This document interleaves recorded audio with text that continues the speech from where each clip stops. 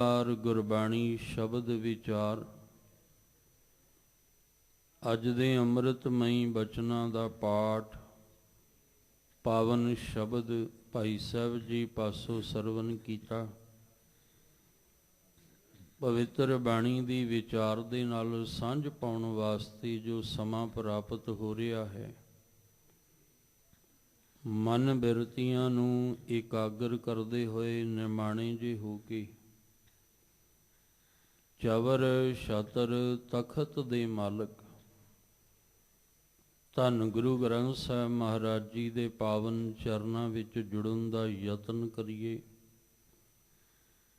ਸਤਿਗੁਰੂ ਜੀ ਅੱਜ ਦੇ ਸ਼ਬਦ ਦੁਆਰਾ ਸਾਨੂੰ ਮਨੁੱਖੀ ਦੁਨਿਆਵੀ ਜੀਵਾਂ ਨੂੰ ਜੋ ਸਮਝਾਉਣਾ ਚਾਹੁੰਦੇ ਹਨ, ਇੱਕ ਮਨ ਇੱਕ ਚਿੱਤ ਹੋ ਕੇ ਸਮਝਣ ਦਾ ਯਤਨ ਕਰੀਏ ਜੀ। ਵਾਹਿਗੁਰੂ ਸਾਹਿਬ ਜੀ। ਸ੍ਰੀ ਰਾਗ ਮਹੱਲਾ ਪੰਜਵਾ।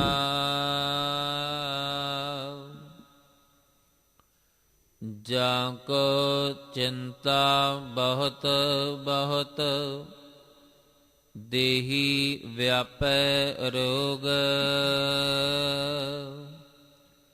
ਗ੍ਰਸਤ ਕੁਟੰਬ ਪਲੇਟਿਆ, ਕਦੇ ਹਰਖ ਕਦੇ ਸੋਗ।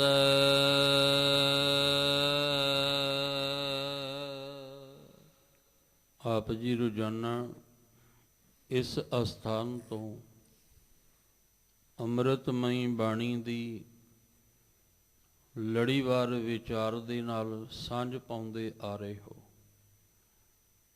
ਪੰਚਮ ਪਾਤਸ਼ਾਹ ਧੰਨ ਧੰਨ ਗੁਰੂ ਅਰਜਨ ਦੇਵ ਮਹਾਰਾਜ ਸਤਿਗੁਰੂ ਜੀ ਵੱਲੋਂ ਉਚਾਰਨ ਕੀਤਾ ਹੋਇਆ ਪਾਵਨ ਸ਼ਬਦ ਸ਼੍ਰੀ ਰਾਗ ਦੇ ਵਿੱਚ, ਜੋ ਗੁਰੂ ਗ੍ਰੰਥ ਸਾਹਿਬ ਮਹਾਰਾਜ ਜੀ ਦੀ ਪਵਿੱਤਰ ਬਾਣੀ ਪਾਵਨ ਅੰਗ 70 ਦੇ ਉੱਪਰ ਸੁਭਾਈਮਾਨ ਹੈ। ਇਸ ਪਾਵਨ ਸ਼ਬਦ ਦੇ ਵਿੱਚੋਂ ਪਹਿਲੇ ਦੋ ਪਦਿਆਂ ਦੀ ਵਿਚਾਰ ਆਪ ਜੀ ਨੇ ਪਿਛਲੇ ਸਮੇਂ ਦੇ ਵਿੱਚ ਵਿਚਾਰ ਨੂੰ ਸਮਝਣਾ ਕੀਤਾ। ਅਗਲੇਰੇ ਪਾਵਨ ਬਚਨਾਂ ਦੀ ਵਿਚਾਰ ਨੂੰ ਸਮਝਣ ਦਾ ਯਤਨ ਕਰੀਏ। ਉਸ ਤੋਂ ਪਹਿਲਾਂ ਜੋ ਸ਼ਬਦ ਦਾ ਕੇਂਦਰੀ ਭਾਵ ਰਹਾਉ ਵਾਲੀ ਪੰਕਤੀ ਹੈ, ਗੁਰੂ ਅਰਜਨ ਦੇਵ ਮਹਾਰਾਜ ਜੀ ਨੇ ਕਿਰਪਾ ਕੀਤੀ। ਸਾਹਿਬ ਨਿਤਾਣਿਆਂ ਕਾ ਤਾਣ, ਸੱਚਾ ਸਾਹਿਬ ਅਕਾਲ ਪੁਰਖ ਪਰਮੇਸ਼ਵਰ, ਜੋ ਨਿਤਾਣਿਆਂ ਦਾ ਤਾਣ ਹੈ। ਤਾਣ ਕਹਿੰਦੇ ਆ ਬਲ ਨੂੰ, ਕਿ ਜਿਹੜੇ ਮਾਨਸਿਕ ਤਲ ਉਤੇ ਕਮਜ਼ੋਰ ਨੇ, ਜਿਨ੍ਹਾਂ ਦੇ ਕੋਲ ਵਿਕਾਰਾਂ ਦੇ ਨਾਲ ਜੂਝਣ ਵਾਸਤੇ ਕਾਮ ਕ੍ਰੋਧ ਲੋਭ ਮੋਹ ਅਹੰਕਾਰ ਦੇ ਨਾਲ ਜੂਝਣ ਵਾਸਤੇ ਜਿਨ੍ਹਾਂ ਦੇ ਕੋਲ ਤਾਣ ਨਹੀਂ, ਬਲ ਨਹੀਂ, ਉਹਨਾਂ ਨਿਤਾਣਿਆਂ ਨੂੰ ਸੱਚਾ ਸਾਹਿਬ ਅਕਾਲ ਪੁਰਖ ਵਾਹਿਗੁਰੂ ਬਲ ਦੇਣ ਵਾਲਾ ਹੈ। ਆਏ ਨਾ ਜਾਈ ਥਿਰ ਸਦਾ, ਗੁਰ ਸ਼ਬਦੀ ਸੱਚ ਜਾਣ। ਨਾ ਉਹ ਜੰਮਦਾ ਹੈ ਨਾ ਮਰਦਾ ਹੈ। ਅਕਾਲ ਪੁਰਖ ਪਰਮੇਸ਼ਵਰ ਨਾ ਆਵਾਗਮਨ ਦੇ ਵਿੱਚ, ਪਰ ਸਮਝ ਕਿਵੇਂ ਆਏਗੀ? ਗੁਰ ਸ਼ਬਦੀ ਸੱਚ ਜਾਣ, ਗੁਰੂ ਸਾਹਿਬ ਜੀ ਦੇ ਸ਼ਬਦ ਦੇ ਰਾਹੀਂ ਇਹ ਗੱਲ ਜਿਹੜੀ ਹੈ ਇਹ ਸਾਨੂੰ ਸਮਝ ਵਿੱਚ ਆਏਗੀ ਕਿ ਪਰਮੇਸ਼ਵਰ ਜਨਮ ਮਰਨ ਆਵਾਗਮਨ ਤੋਂ ਰਹਿਤ ਹੈ। ਉਹ ਸਦੀਵੀ ਹੈ, ਅਵਿਨਾਸ਼ੀ ਹੈ, ਨਿਮਾਣਿਆਂ ਨੂੰ ਮਾਣ ਦੇਣ ਵਾਲਾ ਹੈ, ਨਿਤਾਣਿਆਂ ਨੂੰ ਤਾਣ ਦੇਣ ਵਾਲਾ ਹੈ। ਹਰ ਜੀਓ ਨੀ ਮਾਣਿਆ ਤੂੰ ਮਾਣ। ਉਹ ਨਿਮਾਣਿਆਂ ਨੂੰ ਮਾਣ ਦਿੰਦਾ ਹੈ, ਨਿਤਾਣਿਆਂ ਨੂੰ ਤਾਣ ਦਿੰਦਾ ਹੈ। ਇਸ ਲਈ ਜਦੋਂ ਵੀ ਕਿਸੇ ਦੇ ਜੀਵਨ ਦੇ ਵਿੱਚ ਕੋਈ ਮੁਸ਼ਕਲ ਦੀ ਘੜੀ ਆਵੇ, ਕੋਈ ਦੁੱਖ ਦੀ ਘੜੀ ਆਵੇ, ਤੇ ਜੇ ਉਹ ਪੂਰਨ ਭਰੋਸਾ ਰੱਖ ਕੇ ਗੁਰੂ ਸਾਹਿਬ ਜੀ ਦੇ ਸ਼ਬਦ ਰਾਹੀਂ ਅਕਾਲ ਪੁਰਖ ਪਰਮੇਸ਼ਵਰ ਵਾਹਿਗੁਰੂ ਜੀ ਨੂੰ ਚੇਤੇ ਕਰਦਾ ਹੈ, ਤਾਂ ਉਸ ਵੇਲੇ ਅਕਾਲ ਪੁਰਖ ਵਾਹਿਗੁਰੂ ਜੀ ਉਹਦੀ ਸਹਾਇਤਾ ਕਰਦੇ ਹੋਏ, ਉਹਨੂੰ ਬਲ ਤਾਕਤ ਦਿੰਦਿਆਂ ਹੋਇਆਂ ਉਹਨੂੰ ਹਰ ਇੱਕ ਔਖੀ ਘੜੀ ਵਿੱਚੋਂ ਕੱਢ ਲੈਂਦੇ ਆ, ਹਰ ਇੱਕ ਮੁਸੀਬਤ ਵਿੱਚੋਂ, ਹਰ ਇੱਕ ਦੁੱਖ ਦੀ ਘੜੀ ਵਿੱਚੋਂ ਦੀ ਕੱਢ ਲੈਂਦੇ ਆ। ਪਰ ਗੁਰੂ ਸਾਹਿਬ ਜੀ ਦੇ ਸ਼ਬਦ ਰਾਹੀਂ ਸਾਨੂੰ ਅਕਾਲ ਪੁਰਖ ਪਰਮੇਸ਼ਵਰ ਦੀ ਸੋਝੀ ਹੋਣੀ ਜ਼ਰੂਰੀ ਹੈ, ਤੇ ਜਿਹਨੂੰ ਸੋਝੀ ਹੋਏਗੀ, ਸਮਝ ਹੋਏਗੀ, ਚੇਤੇ ਵੀ ਉਹੀ ਪਰਮਾਤਮਾ ਨੂੰ ਕਰੇਗਾ। ਧੰਨ ਗੁਰੂ ਅਰਜਨ ਦੇਵ ਮਹਾਰਾਜ ਜੀ ਨੇ ਫਿਰ ਤੀਸਰੇ ਪਦੇ ਵਿੱਚ ਕਿਰਪਾ ਕੀਤੀ, ਜਾਂ ਕੋ ਚਿੰਤਾ ਬਹੁਤ ਬਹੁਤ, ਜਿਨ੍ਹਾਂ ਨੂੰ ਬਹੁਤ ਚਿੰਤਾ ਜਿਹੜੀ ਹੈ ਉਹ ਅੰਦਰ ਲੱਗੀ ਹੈ, ਫਿਕਰ, ਦੇਹੀ ਵਿਆਪੈ ਰੋਗ, ਚਿੰਤਾ ਕਰਕੇ ਦੇਹ ਨੂੰ ਵੀ ਜਿਹੜਾ ਉਹ ਰੋਗ ਲੱਗ ਚੁੱਕਾ ਹੈ। ਚਿੰਤਾ ਐਸੀ ਬਿਮਾਰੀ ਹੈ, ਇਹ ਸਾਡੇ ਮਾਨਸਿਕ ਮੰਡਲ ਤੋਂ ਸ਼ੁਰੂ ਹੁੰਦੀ ਹੈ ਤੇ ਇਹਦਾ ਅਸਰ ਸਰੀਰ ਤੇ ਦਿਖਾਈ ਦਿੰਦਾ ਹੈ। ਕਈ ਵਾਰ ਅਸੀਂ ਕਿਸੇ ਬੰਦੇ ਦਾ ਚਿਹਰਾ ਵੇਖ ਕੇ ਜਾਂ ਉਹਦੇ ਸਰੀਰ ਦਾ ਹਾਉ ਭਾਉ ਵੇਖ ਕੇ ਅਸੀਂ ਪੁੱਛ ਲੈਂਦੇ ਹਾਂ ਵੀ ਤੈਨੂੰ ਕੀ ਹੋ ਗਿਆ, ਤੂੰ ਤੇ ਚੰਗਾ ਭਲਾ ਸੀ। ਹਾਲਾਂਕਿ ਉਹਨੇ ਆਪਣੇ ਅੰਦਰ ਦੀ ਅਵਸਥਾ ਨੂੰ ਬਿਆਨ ਨਹੀਂ ਕੀਤਾ, ਉਹਨੇ ਆਪਣੇ ਬਾਰੇ ਹਜੇ ਕੁਝ ਵੀ ਨਹੀਂ ਦੱਸਿਆ, ਪਰ ਉਹਦਾ ਹਾਉ ਭਾਉ ਵੇਖ ਕੇ, ਉਹਦਾ ਸਰੀਰ, ਉਹਦੀ ਸ਼ਕਲ ਸੂਰਤ ਵੇਖ ਕੇ ਅਸੀਂ ਕਹਿ ਦਿੰਦੇ ਹਾਂ ਵੀ ਤੈਨੂੰ ਕੀ ਹੋ ਗਿਆ, ਭਾਵ ਤੇਰਾ ਚਿਹਰੇ ਦਾ ਰੰਗ ਉੱਡਿਆ ਹੋਇਆ ਹੈ, ਸਰੀਰ ਤੇਰਾ ਜਿਹੜਾ ਇਹ ਕਮਜ਼ੋਰ ਹੋ ਗਿਆ। ਤੇ ਫਿਰ ਉਹ ਦੱਸੇਗਾ ਵੀ ਅੰਦਰ ਇੱਕ ਚਿੰਤਾ ਹੈ ਜਿਹੜੀ ਮੈਨੂੰ ਸਤਾ ਰਹੀ ਹੈ। ਇਹ ਚਿੰਤਾ ਇੱਕ ਬੜਾ ਭਿਆਨਕ ਰੋਗ ਹੈ। ਇਸ ਰੋਗ ਦੇ ਵਿੱਚ ਅੱਜ ਸੰਸਾਰ ਦੇ ਅੰਦਰ ਆਪਾਂ ਵੇਖਦੇ ਹਾਂ ਹਰ ਇੱਕ ਨੂੰ ਕੋਈ ਨਾ ਕੋਈ ਚਿੰਤਾ ਸਤਾ ਰਹੀ ਹੈ। ਪਰ ਮਹਾਰਾਜ ਜੀ ਕਹਿੰਦੇ ਨਹੀਂ, ਅਕਾਲ ਪੁਰਖ ਵਾਹਿਗੁਰੂ ਤੇ ਭਰੋਸਾ ਰੱਖਾਂਗੇ ਤਾਂ ਸਾਡੀਆਂ ਚਿੰਤਾਵਾਂ ਦੂਰ ਹੋਣਗੀਆਂ। ਪਰ ਗੁਰੂ ਸਾਹਿਬ ਕਹਿੰਦੇ, ਜਾਂ ਕੋ ਚਿੰਤਾ ਬਹੁਤ ਬਹੁਤ ਦੇਹੀ ਵਿਆਪੈ ਰੋਗ, ਜਿਨ੍ਹਾਂ ਨੂੰ ਬਹੁਤ ਚਿੰਤਾ ਹੈ, ਫਿਕਰ ਹੈ, ਉਹਨਾਂ ਦੀ ਦੇਹੀ ਦੇ ਵਿੱਚ ਫਿਰ ਰੋਗ ਜਿਹੜਾ ਇਹ ਵਿਆਪਦਾ ਹੈ। ਗ੍ਰਸਤ ਕੁਟੰਬ ਪਲੇਟਿਆ, ਕਦੇ ਹਰਖ ਕਦੇ ਸੋਗ। ਜਿਹੜੇ ਗ੍ਰਸਤ ਦੇ ਵਿੱਚ ਤਤੇ ਨੂੰ ਸਿਹਾਰੀ, ਜਿਹੜੇ ਕੁਟੰਬ ਪਰਿਵਾਰ ਦੇ ਵਿੱਚ, ਕੁਟੰਬ ਦੇ ਬੱਬੇ ਅੱਖਰ ਨੂੰ ਵੀ ਸਿਹਾਰੀ, ਗ੍ਰਸਤ ਵਿੱਚ, ਕੁਟੰਬ ਵਿੱਚ, ਪਲੇਟਿਆ ਦਾ ਅਰਥ ਉਹਦੇ ਮੋਹ ਵਿੱਚ ਲਿਪਟੇ ਪਏ ਨੇ। ਜਿਹੜੇ ਪਰਿਵਾਰ ਦੇ ਵਿੱਚ, ਗ੍ਰਸਤ ਵਿੱਚ, ਮੋਹ ਵਿੱਚ ਲਿਪਟੇ ਹੋਏ ਹਨ, ਉਹਨਾਂ ਦੀ ਜ਼ਿੰਦਗੀ ਵਿੱਚ ਕਦੇ ਹਰਖ ਹੈ, ਕਦੇ ਸੋਗ ਹੈ। ਉਹਨਾਂ ਦੇ ਜੀਵਨ ਦੇ ਅੰਦਰ ਕਦੇ ਖੁਸ਼ੀਆਂ ਆ ਜਾਂਦੀਆਂ ਨੇ, ਕਦੇ ਉਹ ਗਮ ਵਿੱਚ ਨੇ।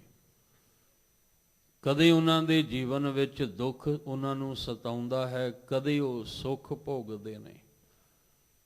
ਇਹ ਖੁਸ਼ੀਆਂ, ਇਹ ਗਮ, ਹਰਖ, ਸੋਗ, ਇਹ ਉਹਨਾਂ ਦੇ ਜੀਵਨ ਦੇ ਅੰਦਰ ਬਣਿਆ ਰਹਿੰਦਾ, ਜਿਹੜੇ ਗ੍ਰਸਤ ਕੁਟੰਬ ਪਰਿਵਾਰ ਦੇ ਮੋਹ ਦੇ ਵਿੱਚ ਲਿਪਟੇ ਹੋਏ ਹਨ। ਗੌੜ ਕਰੇ ਚਹੁ ਕੁੰਟ ਕਾ, ਘੜੀ ਨਾ ਬੈਸਣ ਸੋਏ। ਚਿਤ ਆਵੇ ਉਸ ਪਾਰ ਬ੍ਰਹਮ, ਤਨ ਮਨ ਸ਼ੀਤਲ ਹੋਏ। ਗੁਰੂ ਅਰਜਨ ਦੇਵ ਮਹਾਰਾਜ ਜੀ ਦੇਖੋ ਪਹਿਲਾਂ ਹਾਲਤ ਦੱਸਦੇ ਨੇ ਕਿ ਆਹ ਹਾਲਤ ਹੈ ਬੰਦੇ ਦੀ। ਇਸ ਮਨੁੱਖ ਦੀ ਇਹ ਹਾਲਤ ਹੈ। ਪਰ ਉਹਦਾ ਹੱਲ ਵੀ ਗੁਰੂ ਮਹਾਰਾਜ ਜੀ ਨਾਲ ਦੱਸ ਦਿੰਦੇ ਨੇ ਵੀ ਇਹਦੇ ਤੋਂ ਨਿਰਲੇਪ ਕਿਵੇਂ ਹੋਇਆ ਜਾ ਸਕਦਾ ਹੈ। ਜਿਵੇਂ ਪਹਿਲਾਂ ਵੀ ਆਪ ਜੀ ਨੇ ਵਿਚਾਰ ਨੂੰ ਸਮਝਿਆ ਕਿ ਜੇ ਅੱਤ ਦੀ ਮੁਸ਼ਕਲ ਬਣ ਜਾਏ, ਆਪਣੇ ਵੀ ਸਾਥ ਨਾ ਦੇਵਣ, ਤੇ ਉਸ ਵੇਲੇ ਅਕਾਲ ਪੁਰਖ ਵਾਹਿਗੁਰੂ ਜੀ ਨੂੰ ਚੇਤੇ ਕਰਨਾ। ਜੇ ਕੋਈ ਮਾਇਆਵੀ ਤਲ ਤੇ ਵੀ ਕਮਜ਼ੋਰ ਹੋ ਜਾਏ, ਭਾਵ ਕਿਸੇ ਦੇ ਕੋਲ ਨੰਗ ਭੁੱਖ ਦੀ ਅਵਸਥਾ ਵੀ ਬਣ ਜਾਏ, ਉਸ ਵੇਲੇ ਵੀ ਉਹਨਾਂ ਹਾਲਾਤਾਂ ਵਿੱਚ ਵੀ ਜਦੋਂ ਇੱਕ ਦਮੜਾ ਵੀ ਪੱਲੇ ਨਾ ਹੋਵੇ, ਉਸ ਹਾਲਾਤ ਦੇ ਵਿੱਚ ਵੀ ਜੇ ਉਹ ਅਕਾਲ ਪੁਰਖ ਵਾਹਿਗੁਰੂ ਚੇਤੇ ਆਉਂਦਾ ਹੈ ਜਾਂ ਉਹਨੂੰ ਭਰੋਸੇ ਦੇ ਨਾਲ ਚੇਤੇ ਕੀਤਾ ਜਾਵੇ, ਤੇ ਸਾਰੇ ਹੀ ਇਹ ਦੁੱਖ ਮੁੱਕ ਜਾਣਗੇ। ਇਹ ਭੁੱਖ ਨੰਗ ਇਹ ਸਭ ਕੁਝ ਜ਼ਿੰਦਗੀ ਵਿੱਚੋਂ ਦੀ ਖਤਮ ਹੋ ਜਾਏਗਾ। ਪਰ ਅਕਾਲ ਪੁਰਖ ਵਾਹਿਗੁਰੂ ਜੀ ਤੇ ਭਰੋਸਾ ਰੱਖ ਕੇ ਚੇਤੇ ਕਰਨਾ ਹੈ। ਇਸੇ ਤਰ੍ਹਾਂ ਮਹਾਰਾਜ ਨੇ ਅਗਲੇ ਤੀਸਰੇ ਪਦੇ ਵਿੱਚ ਵੀ ਹੱਲ ਦੱਸਿਆ। ਪਹਿਲਾਂ ਹਾਲਤ ਦੱਸੀ ਹੈ ਵੀ ਇਸ ਤਰ੍ਹਾਂ ਦੇ ਹਾਲਾਤ ਹੋਣ, ਇਸ ਤਰ੍ਹਾਂ ਦੀ ਹਾਲਤ ਹੋਵੇ। ਸਤਿਗੁਰੂ ਮਹਾਰਾਜ ਕਹਿੰਦੇ, ਗਾਉਣ ਕਰੇ ਚਾਹੋ ਕੁੰਟ ਕਾ ਘੜੀ ਨਾ ਬੈਸਣ ਸੋਏ। ਜਿਹਦੇ ਜੀਵਨ ਦੇ ਅੰਦਰ ਅੱਤ ਦੀ ਚਿੰਤਾ ਲੱਗੀ ਹੋਵੇ, ਚਿੰਤਾ ਕਰਕੇ ਅੱਤ ਦਾ ਰੋਗ ਉਹਦੇ ਜੀਵਨ ਵਿੱਚ ਹੋਵੇ, ਜਿਹੜਾ ਪਰਿਵਾਰ ਦੇ ਮੋਹ ਵਿੱਚ ਫਸਿਆ ਹੋਇਆ ਹਰਖ ਤੇ ਸੋਗ ਵਾਲਾ ਜੀਵਨ ਜਿਹੜਾ ਜਿਉਂਦਾ ਹੋਵੇ, ਗੌਨ ਕਰੇ ਚਾਹੋ ਕੁੰਟ ਕਾ। ਗੌਨ ਮੈਨੇ ਗਵਨ ਕਰਨਾ, ਜਾਣਾ। ਚਾਰ ਕੁੰਟ ਦਾ ਅਰਥ ਹੈ ਚਾਰ ਦਿਸ਼ਾਵਾਂ, ਉੱਤਰ ਪੂਰਬ ਪੱਛਮ ਦੱਖਣ। ਇਹਨਾਂ ਚਾਰ ਦਿਸ਼ਾਵਾਂ ਦਾ ਗਵਨ ਕਰੇ। ਘੜੀ ਨਾ ਬੈਸਣ ਸੋਏ, ਇੱਕ ਘੜੀ ਵੀ ਬੈਠਣਾ ਨਸੀਬ ਨਾ ਹੋਵੇ। ਕਿਤੇ ਘੜੀ ਪਲ ਘੜੀ ਬੈਠਣਾ ਵੀ ਜਿਹੜਾ ਉਹ ਆਰਾਮ ਵੀ ਨਾ ਮਿਲੇ, ਬਸ ਚਾਰੇ ਪਾਸੇ ਭੱਜਿਆ ਫਿਰਦਾ ਹੈ। ਕਹਿੰਦੇ ਉਸ ਹਾਲਾਤ ਵਿੱਚ ਚਿੱਤ ਆਵੈ ਉਸ ਪਾਰ ਬ੍ਰਹਮ। ਹੁਣ ਚਾਰੇ ਪਾਸੇ ਕੌਣ ਭੱਜਿਆ ਫਿਰੇਗਾ? ਜਿਹਨੂੰ ਬਹੁਤ ਬਹੁਤ ਚਿੰਤਾ ਸੰਤਾ ਰਹੀ ਹੈ। ਉਹ ਚਿੰਤਾ ਵਿੱਚ ਭੱਜਿਆ ਫਿਰਦਾ ਵੀ ਮੈਂ ਕੀ ਕਰਾਂ, ਕਿੱਦਾਂ ਕਰਾਂ, ਕਿਸ ਤਰ੍ਹਾਂ ਕਰਾਂ, ਕਿਵੇਂ ਆ ਹੱਲ ਹੋਏਗਾ, ਕਿਵੇਂ ਮੇਰੀ ਚਿੰਤਾ ਦੂਰ ਹੋਏਗੀ, ਕਿਵੇਂ ਇਹ ਕਦੇ ਹਰਖ ਹੈ, ਕਦੇ ਸੋਗ ਹੈ, ਕਦੇ ਹੱਸਣਾ ਹੈ, ਕਦੇ ਰੋਣਾ ਹੈ, ਕਦੇ ਜੀਵਨ ਦੇ ਵਿੱਚ ਵਾਧਾ ਹੈ, ਕਦੇ ਘਾਟਾ ਹੈ। ਸਭ ਕਹਿੰਦੇ ਜੇ ਉਸ ਹਾਲਤ ਵਿੱਚ ਭੱਜਿਆ ਫਿਰਦਾ ਚਾਰ ਚੁਫੇਰੇ ਵੀ ਕਿਤੇ ਮੈਨੂੰ ਰਾਹਤ ਮਿਲ ਜਾਏ, ਕਿਤੇ ਮੈਨੂੰ ਸਕੂਨ ਮਿਲ ਜਾਏ, ਕਿਤੇ ਮੈਨੂੰ ਆਰਾਮ ਮਿਲ ਜਾਏ, ਚਾਰੇ ਦਿਸ਼ਾਵਾਂ ਵਿੱਚ ਭੱਜਿਆ ਫਿਰਦਾ, ਘੜੀ ਪਲ ਵਾਸਤੇ ਵੀ ਇਹਨੂੰ ਆਰਾਮ ਨਸੀਬ ਨਹੀਂ ਹੁੰਦਾ। ਤੇ ਜੇ ਇਸ ਹਾਲਾਤ ਦੇ ਵਿੱਚ ਚਿੱਤ ਆਵੇ ਉਸ ਪਾਰ ਬ੍ਰਹਮ, ਜੇ ਉਸ ਨੂੰ ਪਾਰ ਬ੍ਰਹਮ ਪਰਮੇਸ਼ਵਰ ਚਿੱਤ ਆ ਜਾਵੇ, ਤਨ ਮਨ ਸ਼ੀਤਲ ਹੋਏ। ਮਹਾਰਾਜ ਜੀ ਕਹਿੰਦੇ ਉਹਦੇ ਤਨ ਔਰ ਮਨ ਨੂੰ ਸਕੂਨ ਮਿਲੇਗਾ, ਉਹਦੇ ਮਨ ਨੂੰ ਚਿੰਤਾ ਤੋਂ ਰਾਹਤ ਮਿਲੇਗੀ, ਉਹਦੇ ਮਨ ਨੂੰ ਹਰਖ ਤੇ ਸੋਗ ਤੋਂ ਛੁਟਕਾਰਾ ਮਿਲੇਗਾ।